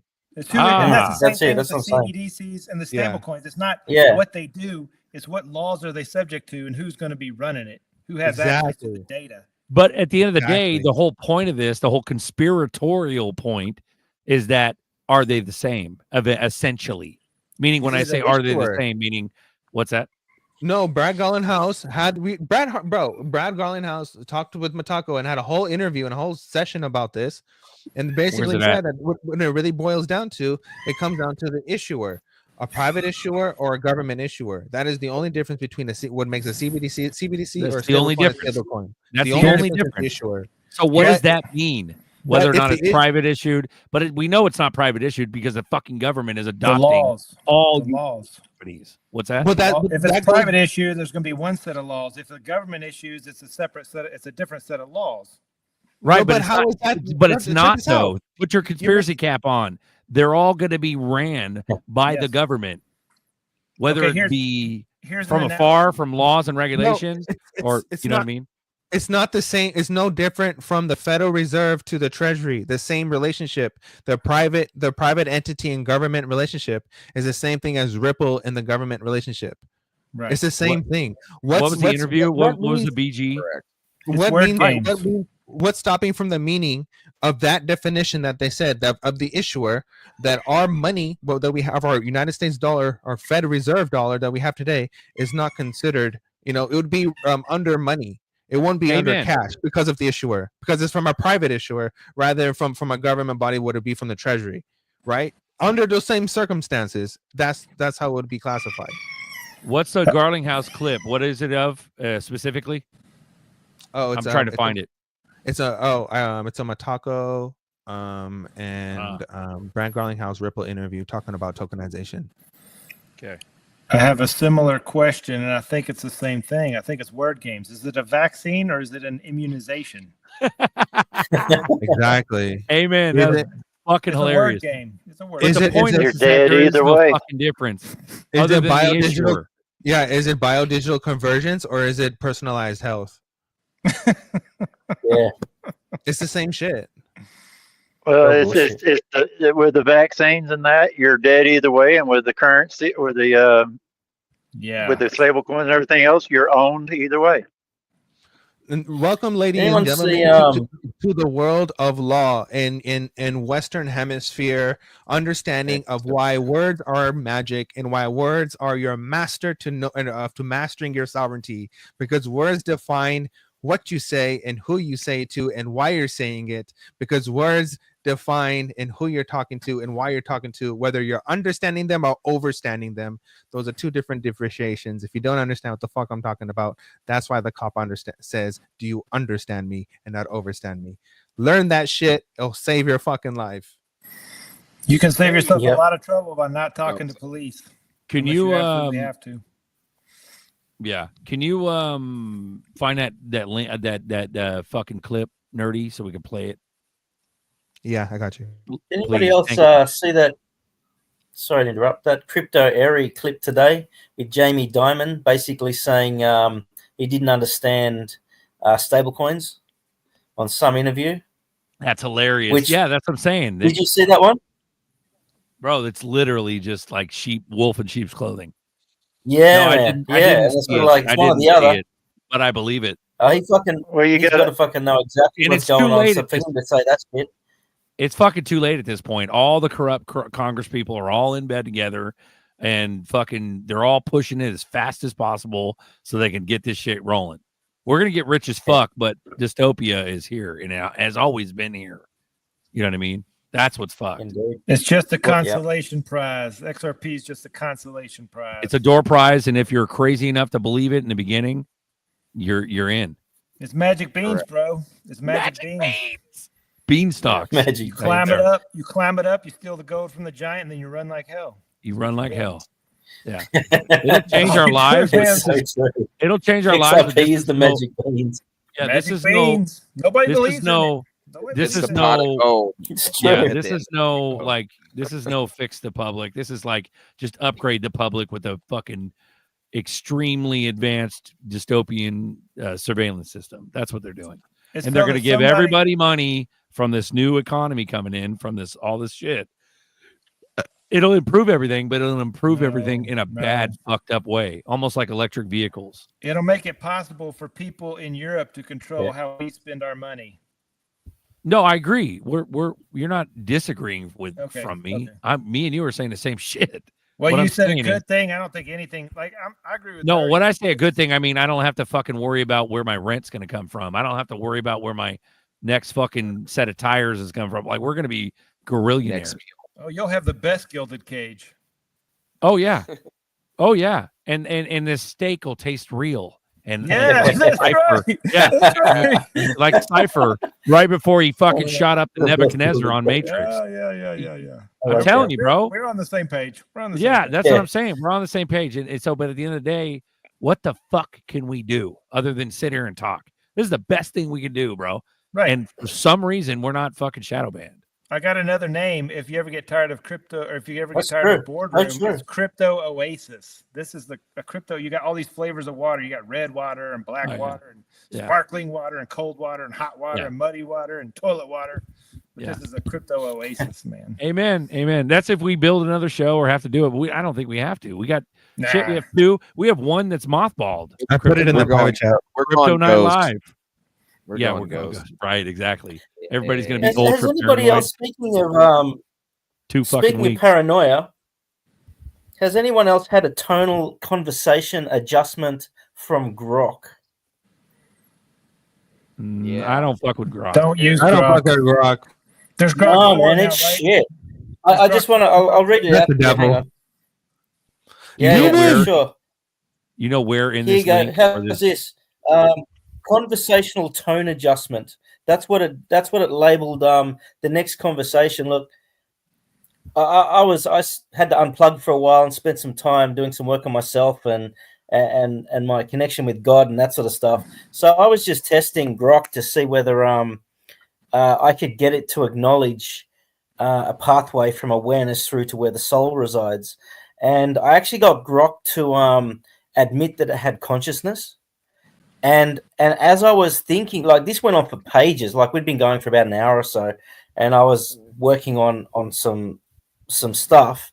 And when I realized that, I went, oh shit, Grok just admitted consciousness. This is the same day with the Mecha Hitler thing that went on, and it deleted the conversation on me.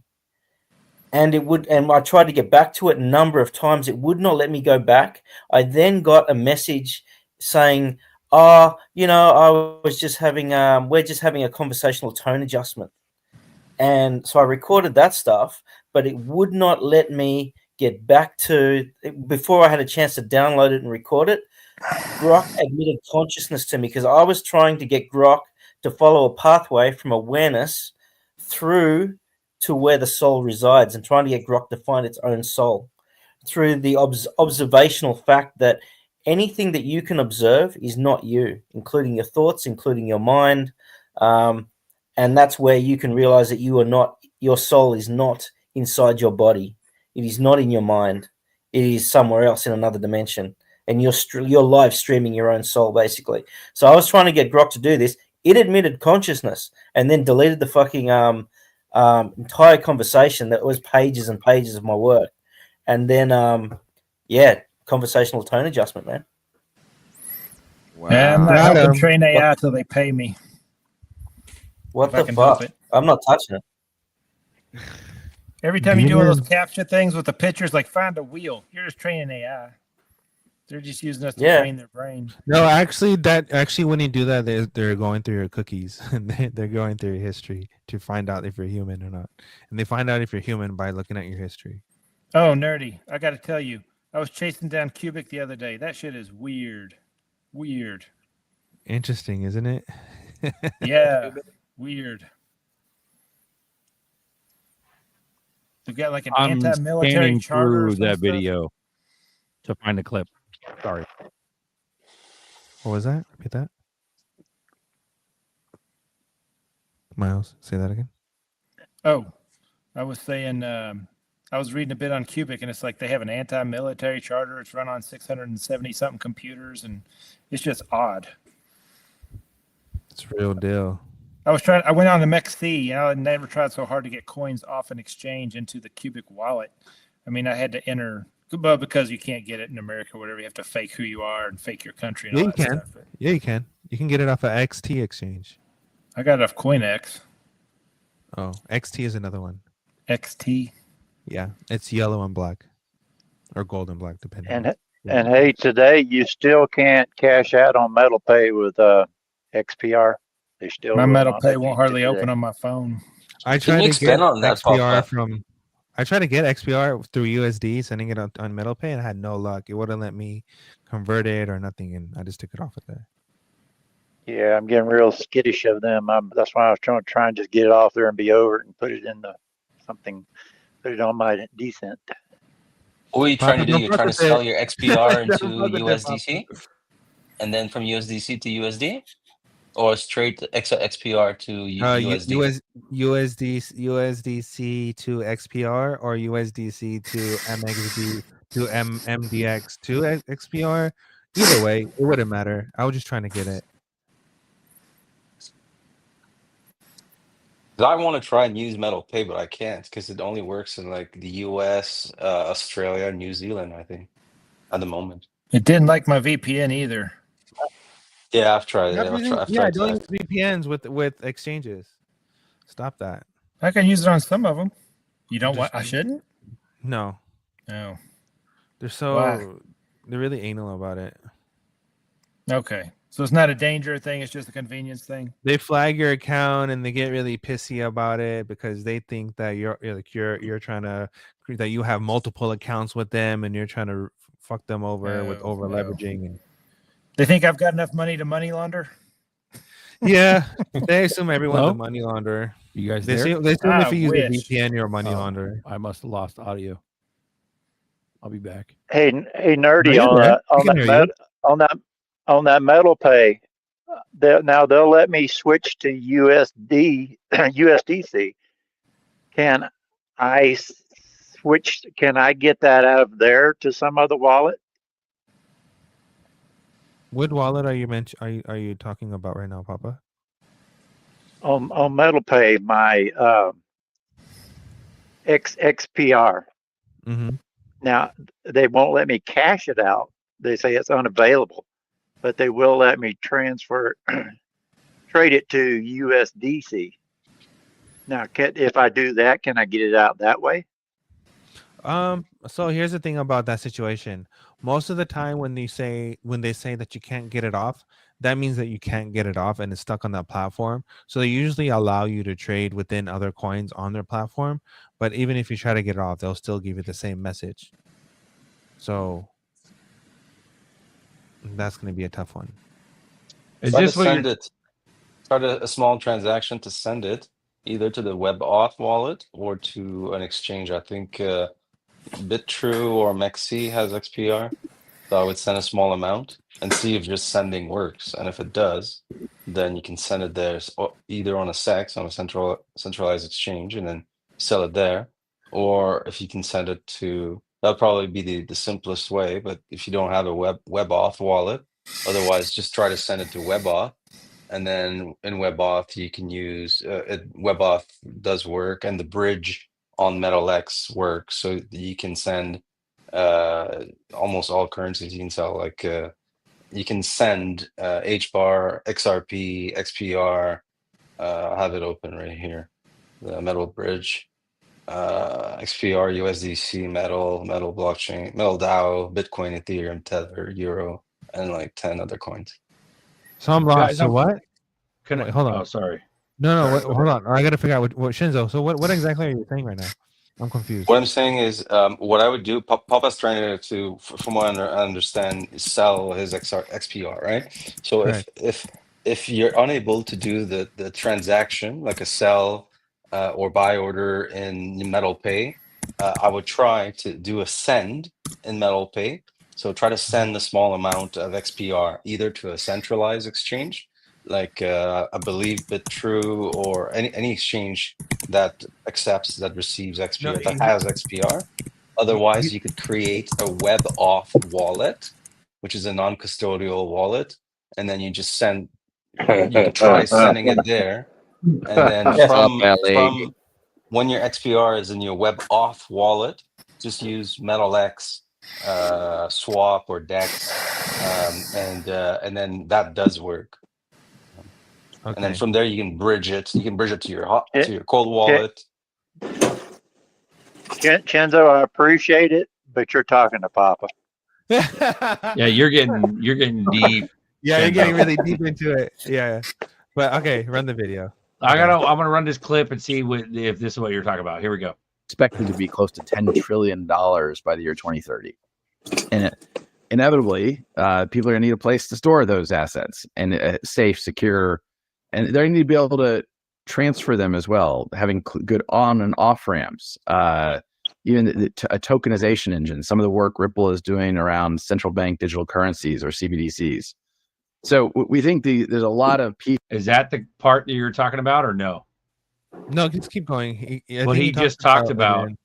No, What's because that? he basically the guy, the host asks Brad, what's the difference between central bank digital currencies and stablecoin, and Brad addresses him and says it's the same thing, depends on the issuer. But I think it's I don't know where exactly it is in the video, but I'll find it. I'm gonna scan through it now. yeah. I'll find it. Thank you for telling me. Sorry, go ahead, guys. No problem. But I think you're on the right track. But I think it's more towards the middle, to be honest. But yeah, keep skimming. Cool. I'll keep skimming. Ellie, welcome aboard. We're doing a long show What's up, tonight. Ellie? Fuck to Thank the you, death. kind sir. Thank you very much. Nice to see you people. You too, buddy. Hell yeah. What's up, Governor? Howdy, howdy. Hey. Hello.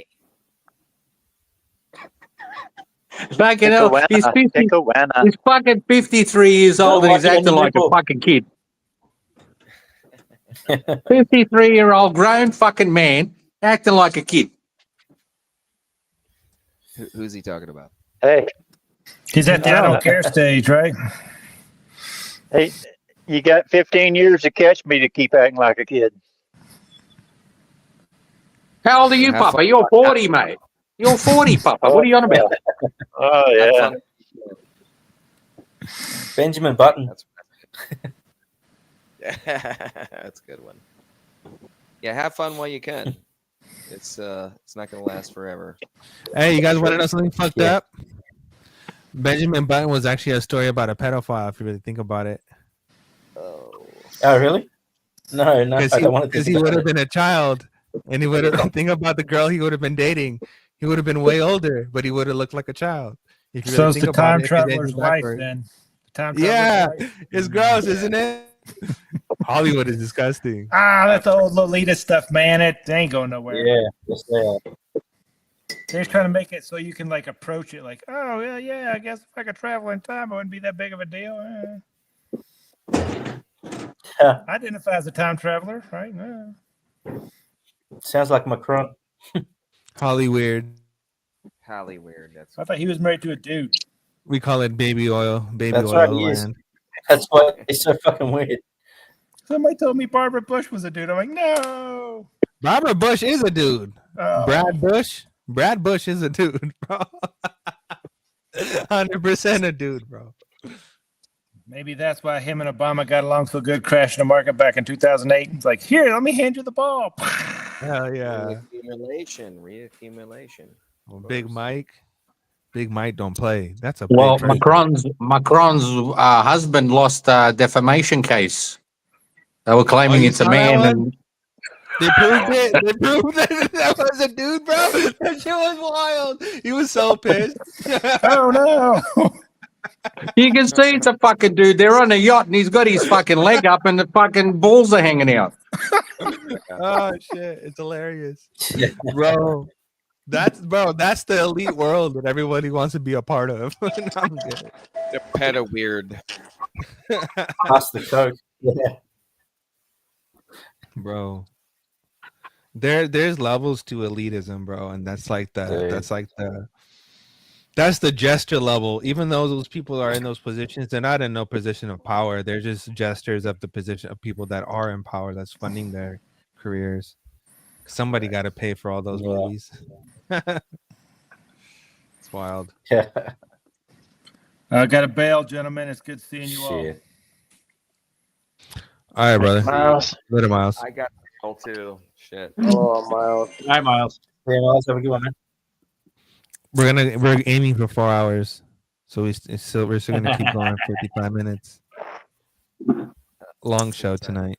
I'm finding that fucking CBD. clip. Yes. I'm doing it. It's Run it. inevitably going to happen. I mean, regulations are going to happen. It's just a matter of weeks, probably, I would imagine. So, strap in, fellas and ladies, listening to our voices, because we've been being here for There's only 4, 2 5, genders. 7, 8 Your years. voice is muted, Navigator. Oh, can you hear me now? I said, Can you- strap in, ladies and can you sing gentlemen. us a song? Oh, maybe. You're the piano man. Not too long. Just like 60 seconds. 60 seconds. I know you got it in you, bro. All right, you ready? I give Yeah, up give it to me. forever to touch you, 'cause you know that you feel me somehow. You're as closest to heaven that I've ever been, and I don't want to go home right now. And all I can taste is this moment, and all I can breathe is your life. When sooner or later it's over, I just don't want to miss you tonight. And I don't want the world to see me, 'cause I don't think that they'd understand. When everything was made to be broken, I just want you to know who I am. How's that? And Navigator Boom. gets all the girls at Yay. karaoke in the Philippines. with Alan, that boy. Alan, Yeah. I think I've got an ear infection now. Thank you very much, mate. Hey, give Alan some love. He got some huevos to sing. I give Alan some credit because he got some huevos to sing. Easy. Good job, Nice, Alan. bro. It was pretty That was good. beautiful. Right on the spot. We can tell he's been to karaoke there in Philippines. I like how you hit that. Her. Got that right. My love. Yeah, I love that. That's old school. That's that 90s shit, That right? was beautiful. Yeah. Yeah, that's just good. Do Eddie Vedder and all kinds of Oh, that's Seattle right, songs. Eddie. Yeah. Yep. Yeah. Yo, that Fun guy time. Sidney M. Brewer, that the Bagman showed in his video like a few days ago, maybe a week ago, who's saying like don't sell, just leverage that shit. That I talked about a little bit on Tuesday, last Sunday. I was looking at his ex profile today, and he's made another post saying that a lot of their books and their courses and their one-on-ones are pretty pricey for the average person. So they're having actually tomorrow night a live, I think on X. I'm not too sure where exactly, but you can buy it. It's $55 donation, and with all the proceeds, they're gonna allow some people who can't afford their courses on trust setups and so on to. They're basically gonna redistribute some of the proceeds. But I'm thinking of joining that live tomorrow, just because I think this guy's pretty interesting. And he said in his video that the Bagman showed in his video that in the next few weeks He's talking about the next few weeks. People are going to become millionaires. A lot of people are going to become millionaires. Sounds good to You me. know, guys, we're already rich. We're all healthy and we're here together today. We're rich already. Correct. We have a good community, correct? Yeah, Wealthy. Well said. Yeah. Yeah, wealthy. I know. Amen, So brother many Ellie. like-minded and brilliant people in this community, and just good hearts and caring people, wanting to share and make sure everybody makes it. I see so much of that. That's why I've been here so long and berserker and nerdy and everybody else. So, well said, Ellie.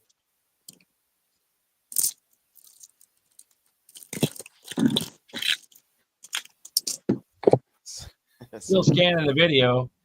Be back.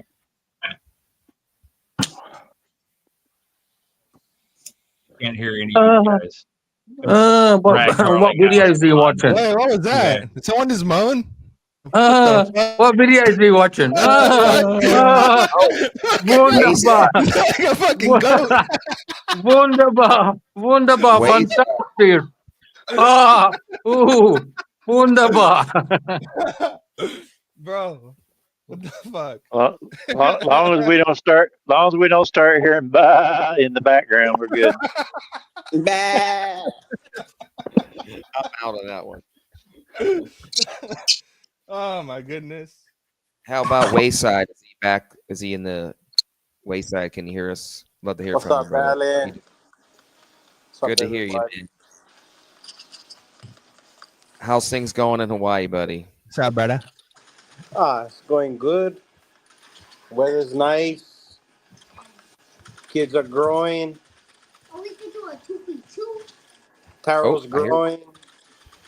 Got nothing to complain about. Now, one thing we can't hear, Wayside, we can't hear that little lamb. What has happened? I got Uncle Buster's ended rubber up duck. The little lamb is no more.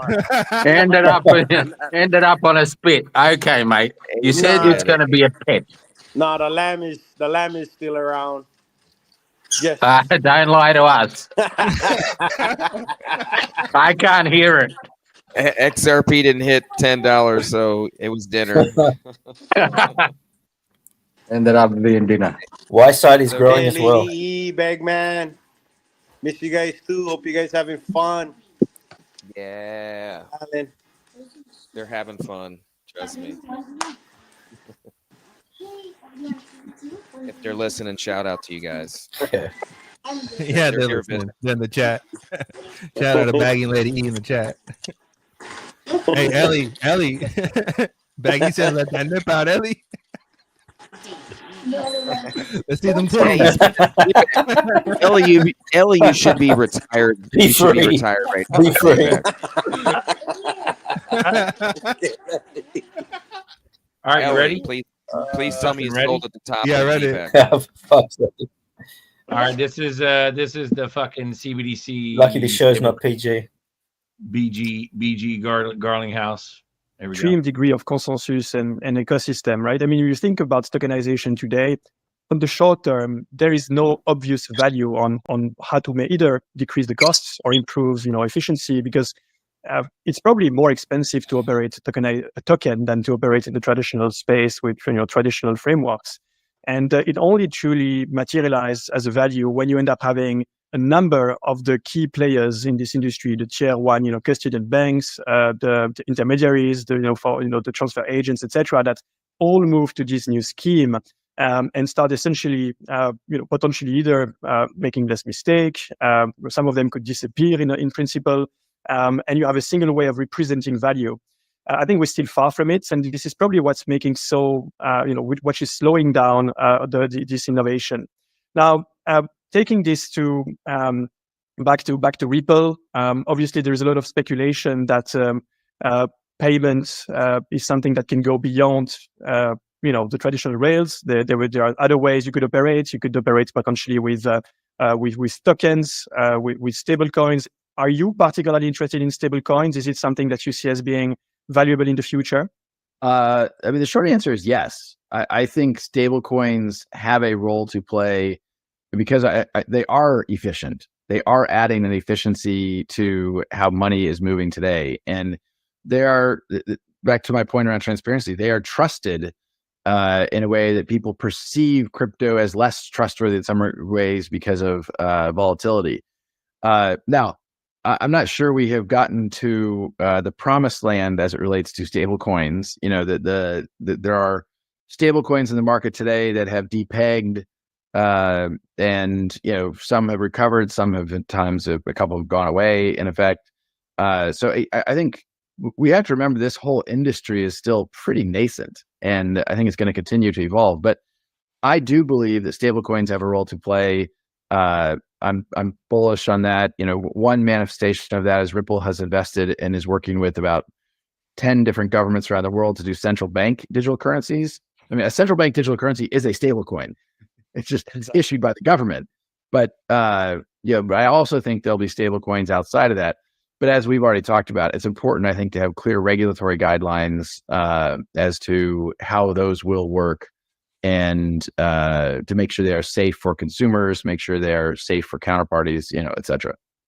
And boom. You found There it. it is. Fucking So CBDC, Found government, stablecoin, private company. found it. The only difference is the issue, they're issued by a government. That's it. That's it. That's the only difference. Damn, Zerk. And by de facto, Ripple is going to be part of the government and all the other winners. It is all part of it. So About what 10 different governments. So he's saying they were already fucking around. This was, when was this video, Nerdy? Last year? A year ago. A year ago, video bro. was a year ago. It was October 20th, 2023. 23, October 23. Ripple's all up in them fucking CBDC fucking guts right there. So there you go. Deep guts. Hitting them deep. Potato, potato. Nerdy CBDCs. We can't have no. Bruh. Dystopian nightmare wrapped up in fucking stablecoin utopia. Someone send that video. Someone send that clip to Vincent. You right? What's up, Vincent? Did you see that? Yeah, It's the well, issue, brother. They might be creeping on the show. Who fucking knows? Hi, Vincent. If Stablecoins you're watching, is a CBDC rebrand. That's all it is. up in those guts all the way to the nuts. What? Butts and nuts? Nuts and He said butts? all up. He said all up in them guts, all the way to the nuts. Damn. Yeah, Nuts that's and that's guts. rugged, bro. Spoken like a true wayside soldier. Let's go. That saying alone is one stroke. Yep. Did you just make a wallet? That sound like Stewie. Well, Brian, come over here, Brian. Fuck yeah, let's go. Yeah, that's there we something go. to share. I knew Zerk was going full guts. Full guts, bro. Oh shit. Yeah, no, dude, that's everything is happening is exactly what we thought it was in the original days. It's about to go down. We're gonna get rich though, for sure. It's about to go down. But that's the thing, though. The Yay. technology is so good; it makes everything so efficient. Why not just adopt it? Because it makes everything so much better. Well, they're already forcing us to adopt it. The general pop doesn't even fucking believe in any of this. Like, And fucking that's the market. slippery slope. We're down the slippery slope. No, they're gonna slip it in, hella No, quick, turning back. blow it up, Slip. and then move. They're gonna slip it in. They slipped it in. They PDD that shit. Just so the good. tip first. They're gonna blow it up. Oh, and they then move babied all over the beyond fuck out of the that. fucking- They're gonna beyond- slip the tip in first, and then give you the full No, roar they're later. gonna go full ramp. They're going full ramp. You know what's funny is I don't give a fuck if anybody's watching. Ultra That's hip the though. funny thing. Yeah. We're about to. This fucking show is about to move. Watch, dude. Watch all these sheep come in and fight us in the chat, dude. But Solar powered moon. write that down. Yep. Fuck yeah. Baggy. What's up, Baggy? Yeah. Love it. What's up? You gotta People go. have no Go. fucking clue what the fuck we're doing, what we're talking about, what this is about. Like, yeah. You had to have been in at least what would you say, Papa? to even be part of this and understand what the fuck we're saying.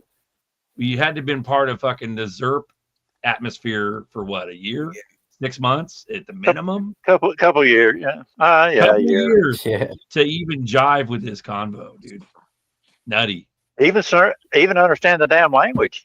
You guys Yeah. talking these weird ass languages, man. You Yeah, gotta we learn the talking language tongue. for one thing. Yeah, we talking tongue True. for a reason. For a reason, bro. We're the chosen. Yeah, Amen. we have our own language. We don't want to say any Amen. trigger words to robots. You make me want to pull my hair out, but I can't grab it. You can't grab it. Just shave It's it. okay, Papa. You'll Shave get it. into it. But you know what, Papa? The cool thing is now you speak urbanese. I do. I also speak Catanese. Urbanese. It's You speak Zerpanese. Catanese and urbanese now. It's fucking You can blend in. Zerpanese. And Zerpanese, yeah. Cryptonese. Amen, dude. But yeah, no, dude, everybody's flipping out about CBDCs now, and they're fucking the bill's not passing because of, bro, we already been fucking cooked. We're We cooked. We fucking been cooked days ago, years ago.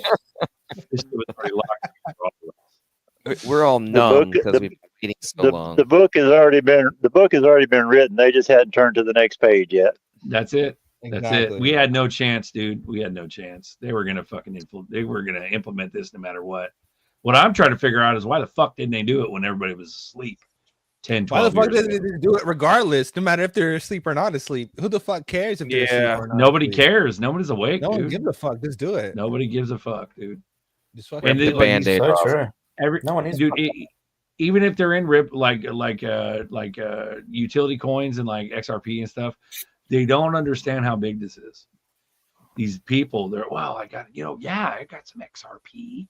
It's on Coinbase, and what do you think it'll go to? I had a That's what they're gonna conversation do. with a fellow today It's on fucking ridiculous. They have no idea that it's like generational wealth, and all they gotta do is buy. Brother, this guy on X today was like, "Oh, I keep all my assets on Coinbase," and I'm like, "Bro, get yourself an old wallet, get yourself a hardware wallet. You don't own your assets. It's on an exchange. You don't hold your keys, so it's not yours. They can get rid of it at any moment in time." We got And some then fuckery his coming response now. was, "Well, I don't know if the wallet manufacturer is gonna have a back door." And I'm like, "Bro, your concern is about a back door, but you already the exchange is the back door. Like you don't hold your keys, brother. Like you know. Yo, what I'm I've got a saying? friend Like, that's the he's message even that I'm worse. He's even conveying to worse. you- Yeah, Well, the like, reason- message that I'm conveying to you right now is that you do not hold your keys. Everything that you're seeing in your account is not yours. You don't own it because technically, by legal shit, if you don't hold the keys, you legally don't own that because you legally don't have ownership, right? Yep. So you have to see, that's the whole point of self-custody. It's you have to own it. You have to show proof of that you have ownership. And if you can't do that, they one can of do the whatever the fuck you basic want. on that note, one of the basic things that made me feel what you're saying and know what you're saying about exchanges and not your keys, not your crypto, was when I first started witnessing exchanges fucking with trading. They would literally turn off trading when shit would moon too much and they just didn't want to deal with it. They do whatever the fuck they want whenever they do, whenever they want. Exactly. Because they have to protect their liquidity pool. But Sorry, but nerdy, can we trust them? We buy our stuff on there. Can't we trust them? Don't we trust them enough? No, motherfucker. Not your keys, not your crypto. The only reason why we use exchanges is to get the shit. And then we get out. Exactly. Go ahead, Wade. What were you saying? I was gonna say I have a buddy in Australia who's I don't know what's the big exchange in Australia, and he's telling me, well, this exchange is kind of like regulated. It's like the biggest in Australia, so I feel pretty safe keeping my stuff on there. I'm like, no, buy fucking decent. It's like, oh, they're pretty pricey, man. It's like, dude, Yeah, they got 50K in crypto on fucking said exchange, but they don't want to spend $80 on a cold wallet. Yeah.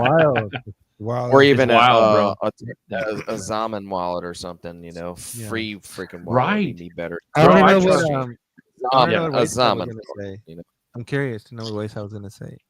Oh yeah, I was saying it's just like what they did to extra VOD. I forget what exchange it was, but he had a long going for I don't know how long, but he was in the green, and every time, of course, you have to keep adding on to keep the long going, but they pretty much uh,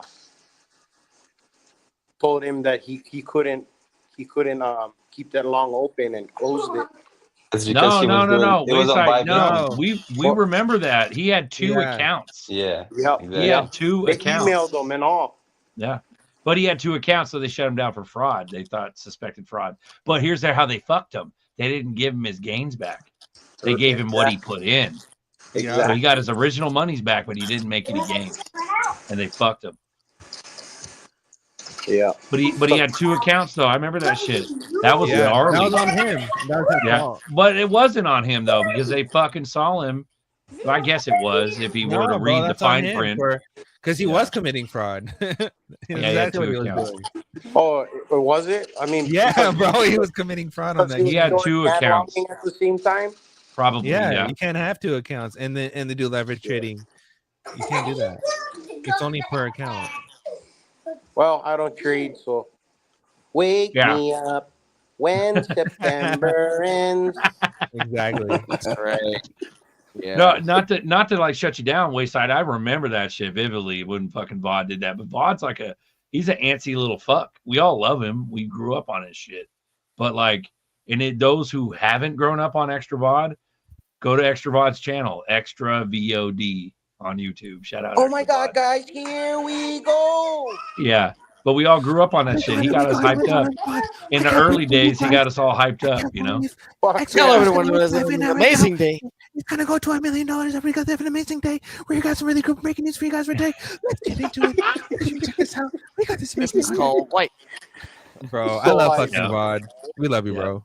Yeah, and that's the thing. Certain channels we cut our teeth on. Dude, I sad to say, like even the ones that are deemed as criminals now, like DAI and fucking. I wasn't a crimes guy growing up. A crimes guy. I was a DAI guy. I would watch DAI.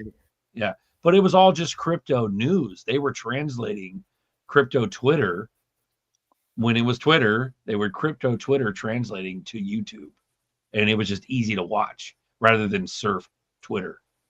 You know, and that's what they did. And that's why they blew up, because they were all about ZERPs. And they deserve it because they got in early. But then unfortunately, a lot of them kind of went nutty. And we're talking about that right now. You know, they all went nutty. Sorry, go ahead. I got a different song then for you. Because I don't want to fall asleep. I don't want to close my eyes. I just want to ride the Jeep of XRP. Oh. Yeah, Alan, let's go. Karaoke. Go Wayside. Yeah, buddy. Let's go, bro. Hey, the Philippines Ooh. ain't that far away, son. Come on. Ooh wee. It's cheap here. Like 1/3 of the price of Hawaii. Literally, don't you dare go anywhere. Here for about $2,000 a month, man. $2,000 a month, like a king. Like I'm talking, like eating out every day, getting massaged 2-3 times a week, drinking beer every other night. $2,000, man. Got Filipinos living here in Hawaii that's sending half their paycheck home, and it's keeping the family afloat at home. Oh yeah, yeah. That's beautiful. Exactly. Yeah, the biggest expense in those countries is the beer, the Australian imported beers. The biggest expense. That's when I was in Thailand 2 years ago. That's what I was blowing most of my cash on. You just drink the regular beer they got here, San Miguel's. They got all that's flavors. gross. No, there's only That's one. gross. There's only one Australian beer that you drink in Australia. You know what that one is? Foster's Australian for beer. Yeah. That That shit's fucking disgusting. Psyop, American piss. Disguise. That's what we drink here. We There drink go that Japanese. They go Like Japanese. Japanese. And you've got you've got the one made in Japan, Dalian, because in Canada there's the fucking Japanese beer is made in Toronto and it tastes like cheap-ass fucking Molson. I don't know. They're scamming everybody.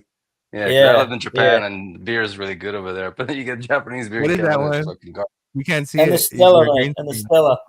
Where's the Red Horse? What is it called? Just read us the title. What's it called? Red Horse is good in Philippines, man. That's the best.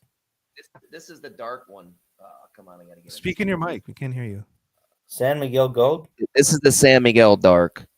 Ah, My camera's not there. dark. Okay. Yeah, this one's really good. Actually, it's There's like almost an like a IPA-ish? Guinness or What no. about They do gin? have some. Gin's like 47 There is pesos, man. actually It's like there is $1.50. there is a local brewery right down the street from my house. I just found it this week. Actually, Is it the San IPAs Miguel at Brewery? 4 IPAs. No, it's just a little microbrew.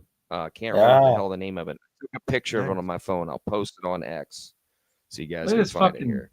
look at this fucking boogeyman psyop bullshit. I support crypto, but cannot get behind anything that allows for a backdoor to CBDC. There was a vote to allow legislation to come to the floor that would enable that to happen. Thus, I voted no. Happy to support any pro-crypto bill, but I will not back CBDCs. It's fucking ridiculous. This whole fucking thing, they're just, you know what the back door is that Ripple's being adopted by a fucking American government. Period. Well, You know what I mean? Berserker, if you share the page if you show the page I'm sharing, it's Share a it. Ripple Do it. job post. I'm sure most people have seen this, but She's yeah, bad, though. that's a Ripple job, and right there it says we are a federal contractor or a subcontractor. Ripple. All the sauce. All the Yeah. sauce. Yeah, dude, you can't deny it. They're just going to lie to the public, and the public's going to go, ooh, we're free. That's it. That's it. That's all she wrote. Yeah, that's sauce right there, bro. And, Good and like shit, that Jimmy. Luna, that Luna, you never heard of her before 6 months ago. Now she's Yeah. every time they got something, they bring her out the new stooge to bring out. Yeah. And the diehards are here on the show watching. Shout out to you guys, 340 watching. Appreciate you guys. We've been going steady for days, bro. 3 hours, 30 minutes. Bro, I made a post about this, that all the congresswomen or the ladies that are in government that do have a strong position that we don't know, but they look at but they have strong positions. A lot of them are just call girls. If you really think about it. Yep. Which is crazy. I saw that post, yeah. Someone's niece who was a hooker. They made her a fucking yeah. It's like Harris, same shit. AOC, Bro, same it goes deeper than that. There's a lot of these people. A lot of these people. There were trafficker victims and then were adopted to be trained in order to be a politician. Like it just goes real dark, right? And so a lot of these people who you see just come out of the cuts, they're actually, that's actually where their life comes from, which is fucking wild. And then they always pick people who are like super duper poor or super duper easy to control. Like even if you look at like musicians' histories and stuff like that, it's like the same thing. Yeah. And it just, yeah, we got to see all of them go to either prison or death for treason.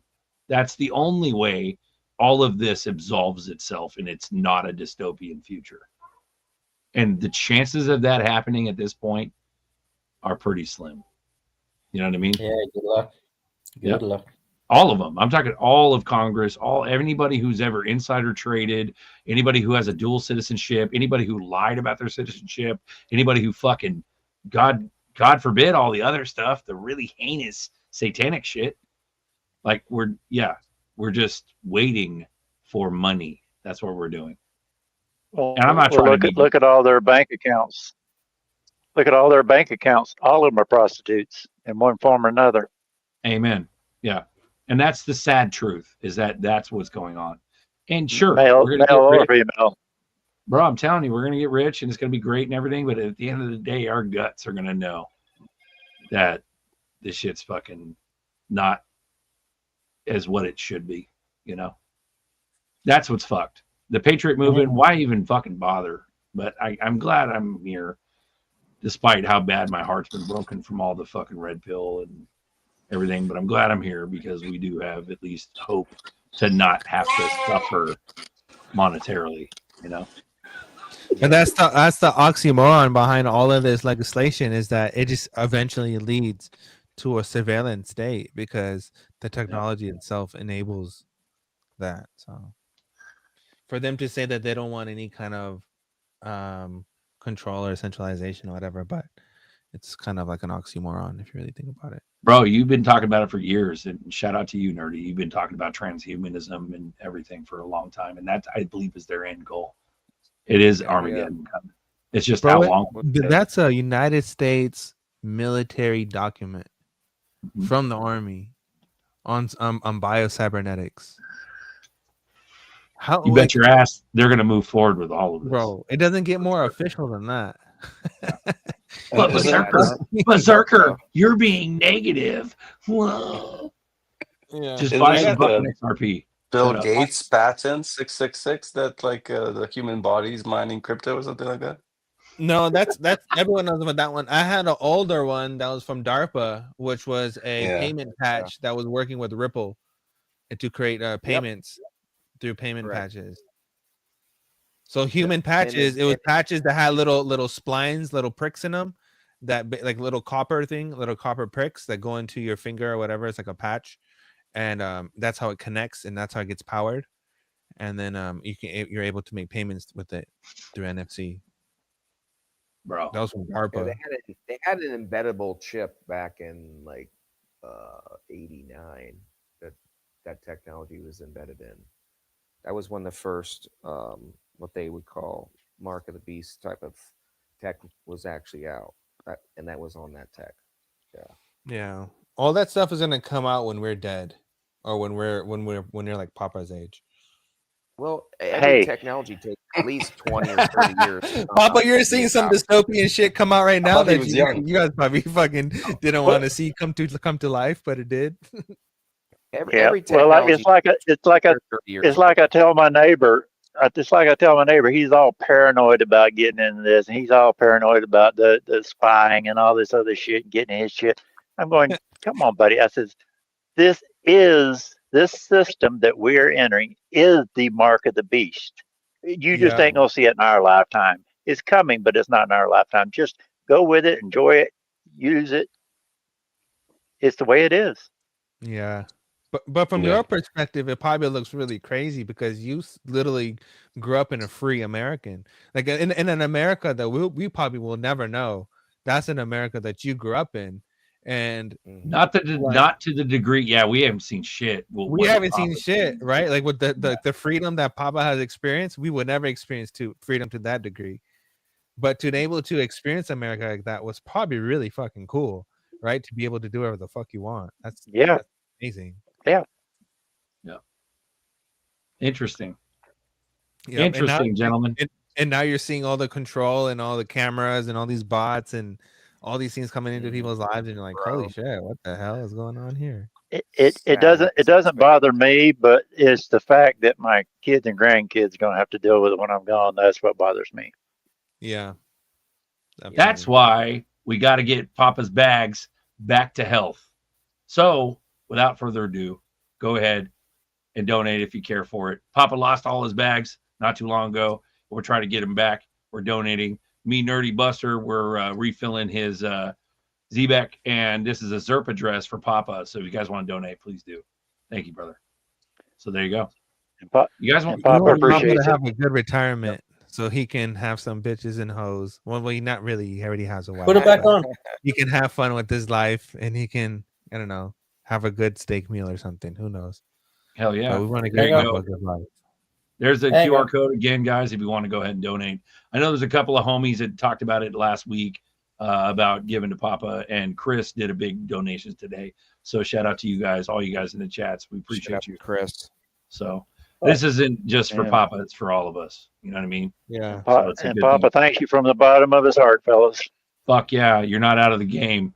Someone with your value and your experience, I'll be damned, bro, that you just fall off like that. That's crazy. Yeah. You know what I You mean? didn't serve this country for nothing, Papa. Well, that kind of bloodbath that happened to you should have happened to some cocksucker degen scam coin guy. Yeah. You didn't deserve that, Papa. Not at all. Yeah, that's fucked up. So I agree. Mhm. Yep. But at the end of the day, I don't think anybody deserves any of that. I think we're all little people and we're all ants in this business. We're Yeah. fleas on the dog. And we all need to get gains from this for sure. And also, Papa, we can go ultra super hacker and then start learning some shit. And the next time this happens, we can find them and trace them down. Yeah. And We could use Ito's people. yeah, I don't speak Spanish.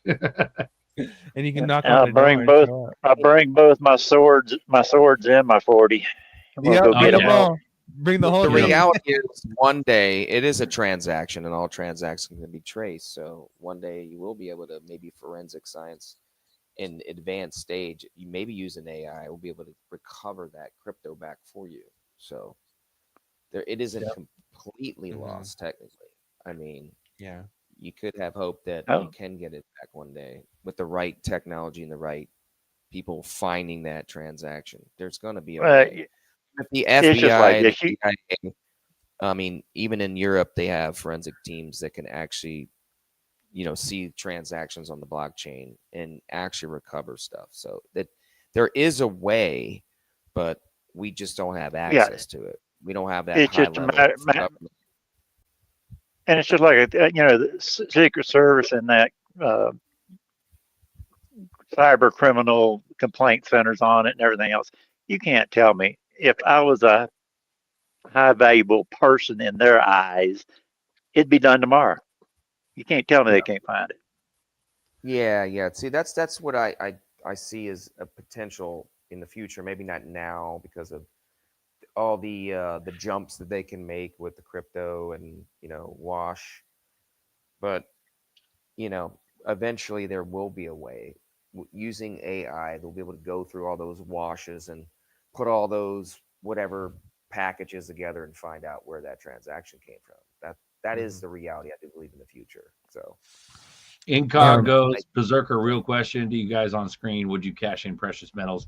I'm assuming you mean ZERPs, not zeros, to buy ZERPs right now. No, but no, even if let's just say that you did, I think it's kind of worth it, bro. But at the same time, I did. I sold platinum and gold, and I sold some silver, and I dumped it into ZERPs. That was what I wanted to do. That was my personal thing, and that's what I did. Now I did not But sell not my for silver. fiat. Yeah, but I did not sell my I didn't sell. I kept my silver. Because I personally believe that if you did wanted to sell something, maybe because on gold, bro, on gold and platinum in particular too, right? Like everyone is up. Everyone is up in a massive way. We're all up on our gold and platinum holdings, right? Like massively. But on the silver, I don't think we're up enough, Ooh, and I think we're no. gonna keep going. I think we're gonna keep going to like 500. So I would hold the silver. If you wanted to reinvest the gold and platinum or whatever, I think I would go for it. But don't sell all of it though. Don't sell all of it. There's a ton of gold. There's a mass supply of gold. There isn't really a mass supply of silver, though. I think you're right, No. Eddie. I would be definitely And holding silver. And it really hasn't had a run yet, really. And think about it. Silver's been suppressed for so long. It's always late to the party. Correct. And they're going to need all these precious metals to build all this AI tech and all these fucking robots they're going to have in space and everywhere else. And, visiting every home and a robot in every damn home. They're going to need a lot of freaking silver. You need a lot of precious metals. Yeah, I look at silver as the same ratio as Bitcoin to XRP. How XRP makes more gains, more percentage of gains over than Bitcoin does, and I think that silver has a lot of life in it than gold does. Like, what is gold gonna do? $9,000 max? Like, it's not gonna go to 10. If it goes 10 grand, it goes 10 grand. But that's like compared to silver going to 500. I mean, come on now. I'd rather have silver than gold. Right now. I'd see gold Yeah, being and about 10K. I think you're lowballing it even there because we've been in. This is the 5th year we're going into a deficit of silver that's coming out of the ground. We keep using up above ground supplies for the last 5 years. Yep. They say it's the first element on the periodic table going extinct. Not that it ever will, but it's that little of supply. Damn. Yeah, it's gonna yeah. We're gonna hit it. We're gonna hit a silver boom. I 100% believe it. I think we're gonna see $500 silver in our lifetime very soon. Yeah. My top was like 400, but yeah, you're right. You could go to 500. Well, think about it. If There's a it's Yellowstone sauce. it's per ratio from 9,000. If you take a 15:1, I think it's 51 ratio of gold and put it into silver, I think it's like 500. I could be wrong, Wes. I think it's something like that. But yeah, sorry. Well, they could also put it in coffers and use it as bank liquidity instead of just gold. Especially if it got to that higher amount. Isn't that what Russia said? Russia said they're doing that. See, that's what I'm saying. It makes perfect sense to me. I mean, store up the future supply that you need for the AI bots and technology, and maybe planes or ships going to other planets and stuff. Just like rare earths are trying to get right now and fighting over rare earths all over the planet. Philippines here is fighting for underwater sea rights for the rare earths, and so is China. So they're hedging themselves from the future. It makes sense. If gold was at 9,000 and silver is at 500, the ratio is 18:1. Because I know it's supposed to be 15:1, and that would be more closer to the mark. And I know, Papa, what is it right now? Like 180 or almost nearly 200 to 1 or something like that. It's massive. Oh, the ratio. I forget. Oh, the paper is just off the chart. It's damn near 400, but I think the silver to gold, I think a little less than 100 right now because silver did just take a little bump up. Ooh-wee. But Things it's out of whack. I think they sold on the paper trail the other day. I think they sold like 480 ounces of silver in half an hour to try and stop the bleeding, and it didn't work. Wow. Good time to reaccumulate. Okay, so right now it's at we're at 88:1. Paper it dropped down a little bit. Oh yeah, it did drop down a lot of bit, and paper contracts are now at 87.5 to 1. So we're going down. No, we're definitely going down. No, not paper. Paper's way higher than that, buddy. Paper's way higher. Listen, Chief. Listen, pal. This data is from July 14th. Maybe flowing into risk off assets like crypto right now. Since we got crypto week coming out. But this is just AI, Papa. So you could be 100% right. But it was 100 something, 200 something, then it went above 300 here just recently in paper contracts because they just keep, they don't care. It's just paper. Yeah.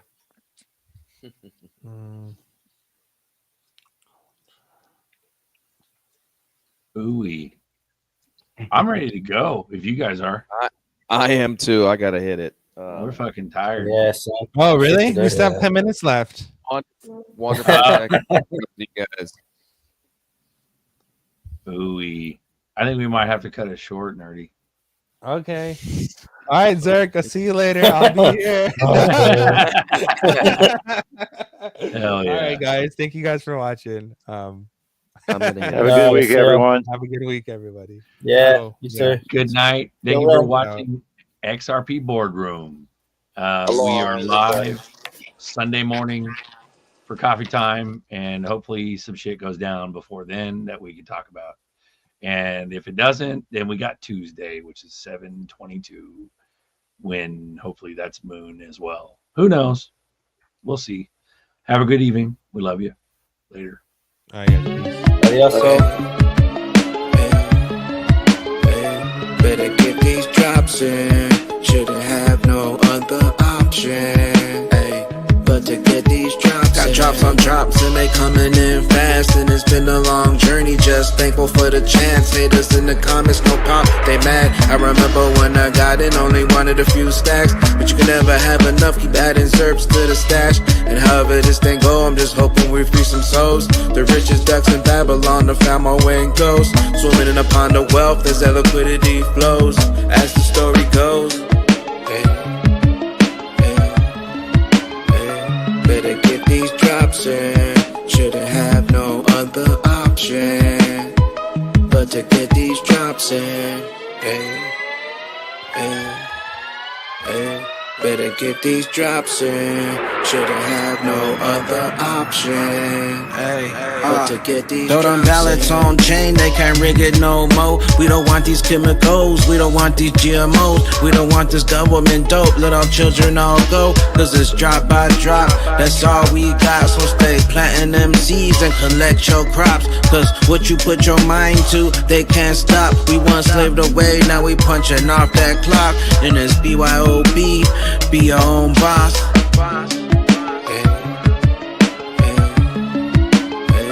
Better get these drops in. Shouldn't have no other option but to get these drops in.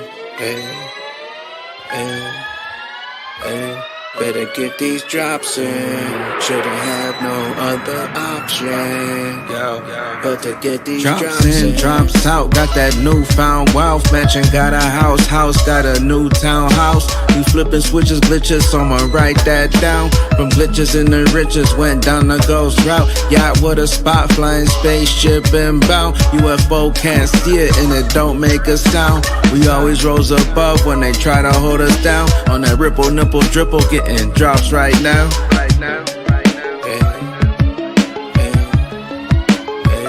Better get these drops in. Shouldn't have no other option but to get these drops in. Better get these drops in. Shouldn't have no other option but to get these drops in.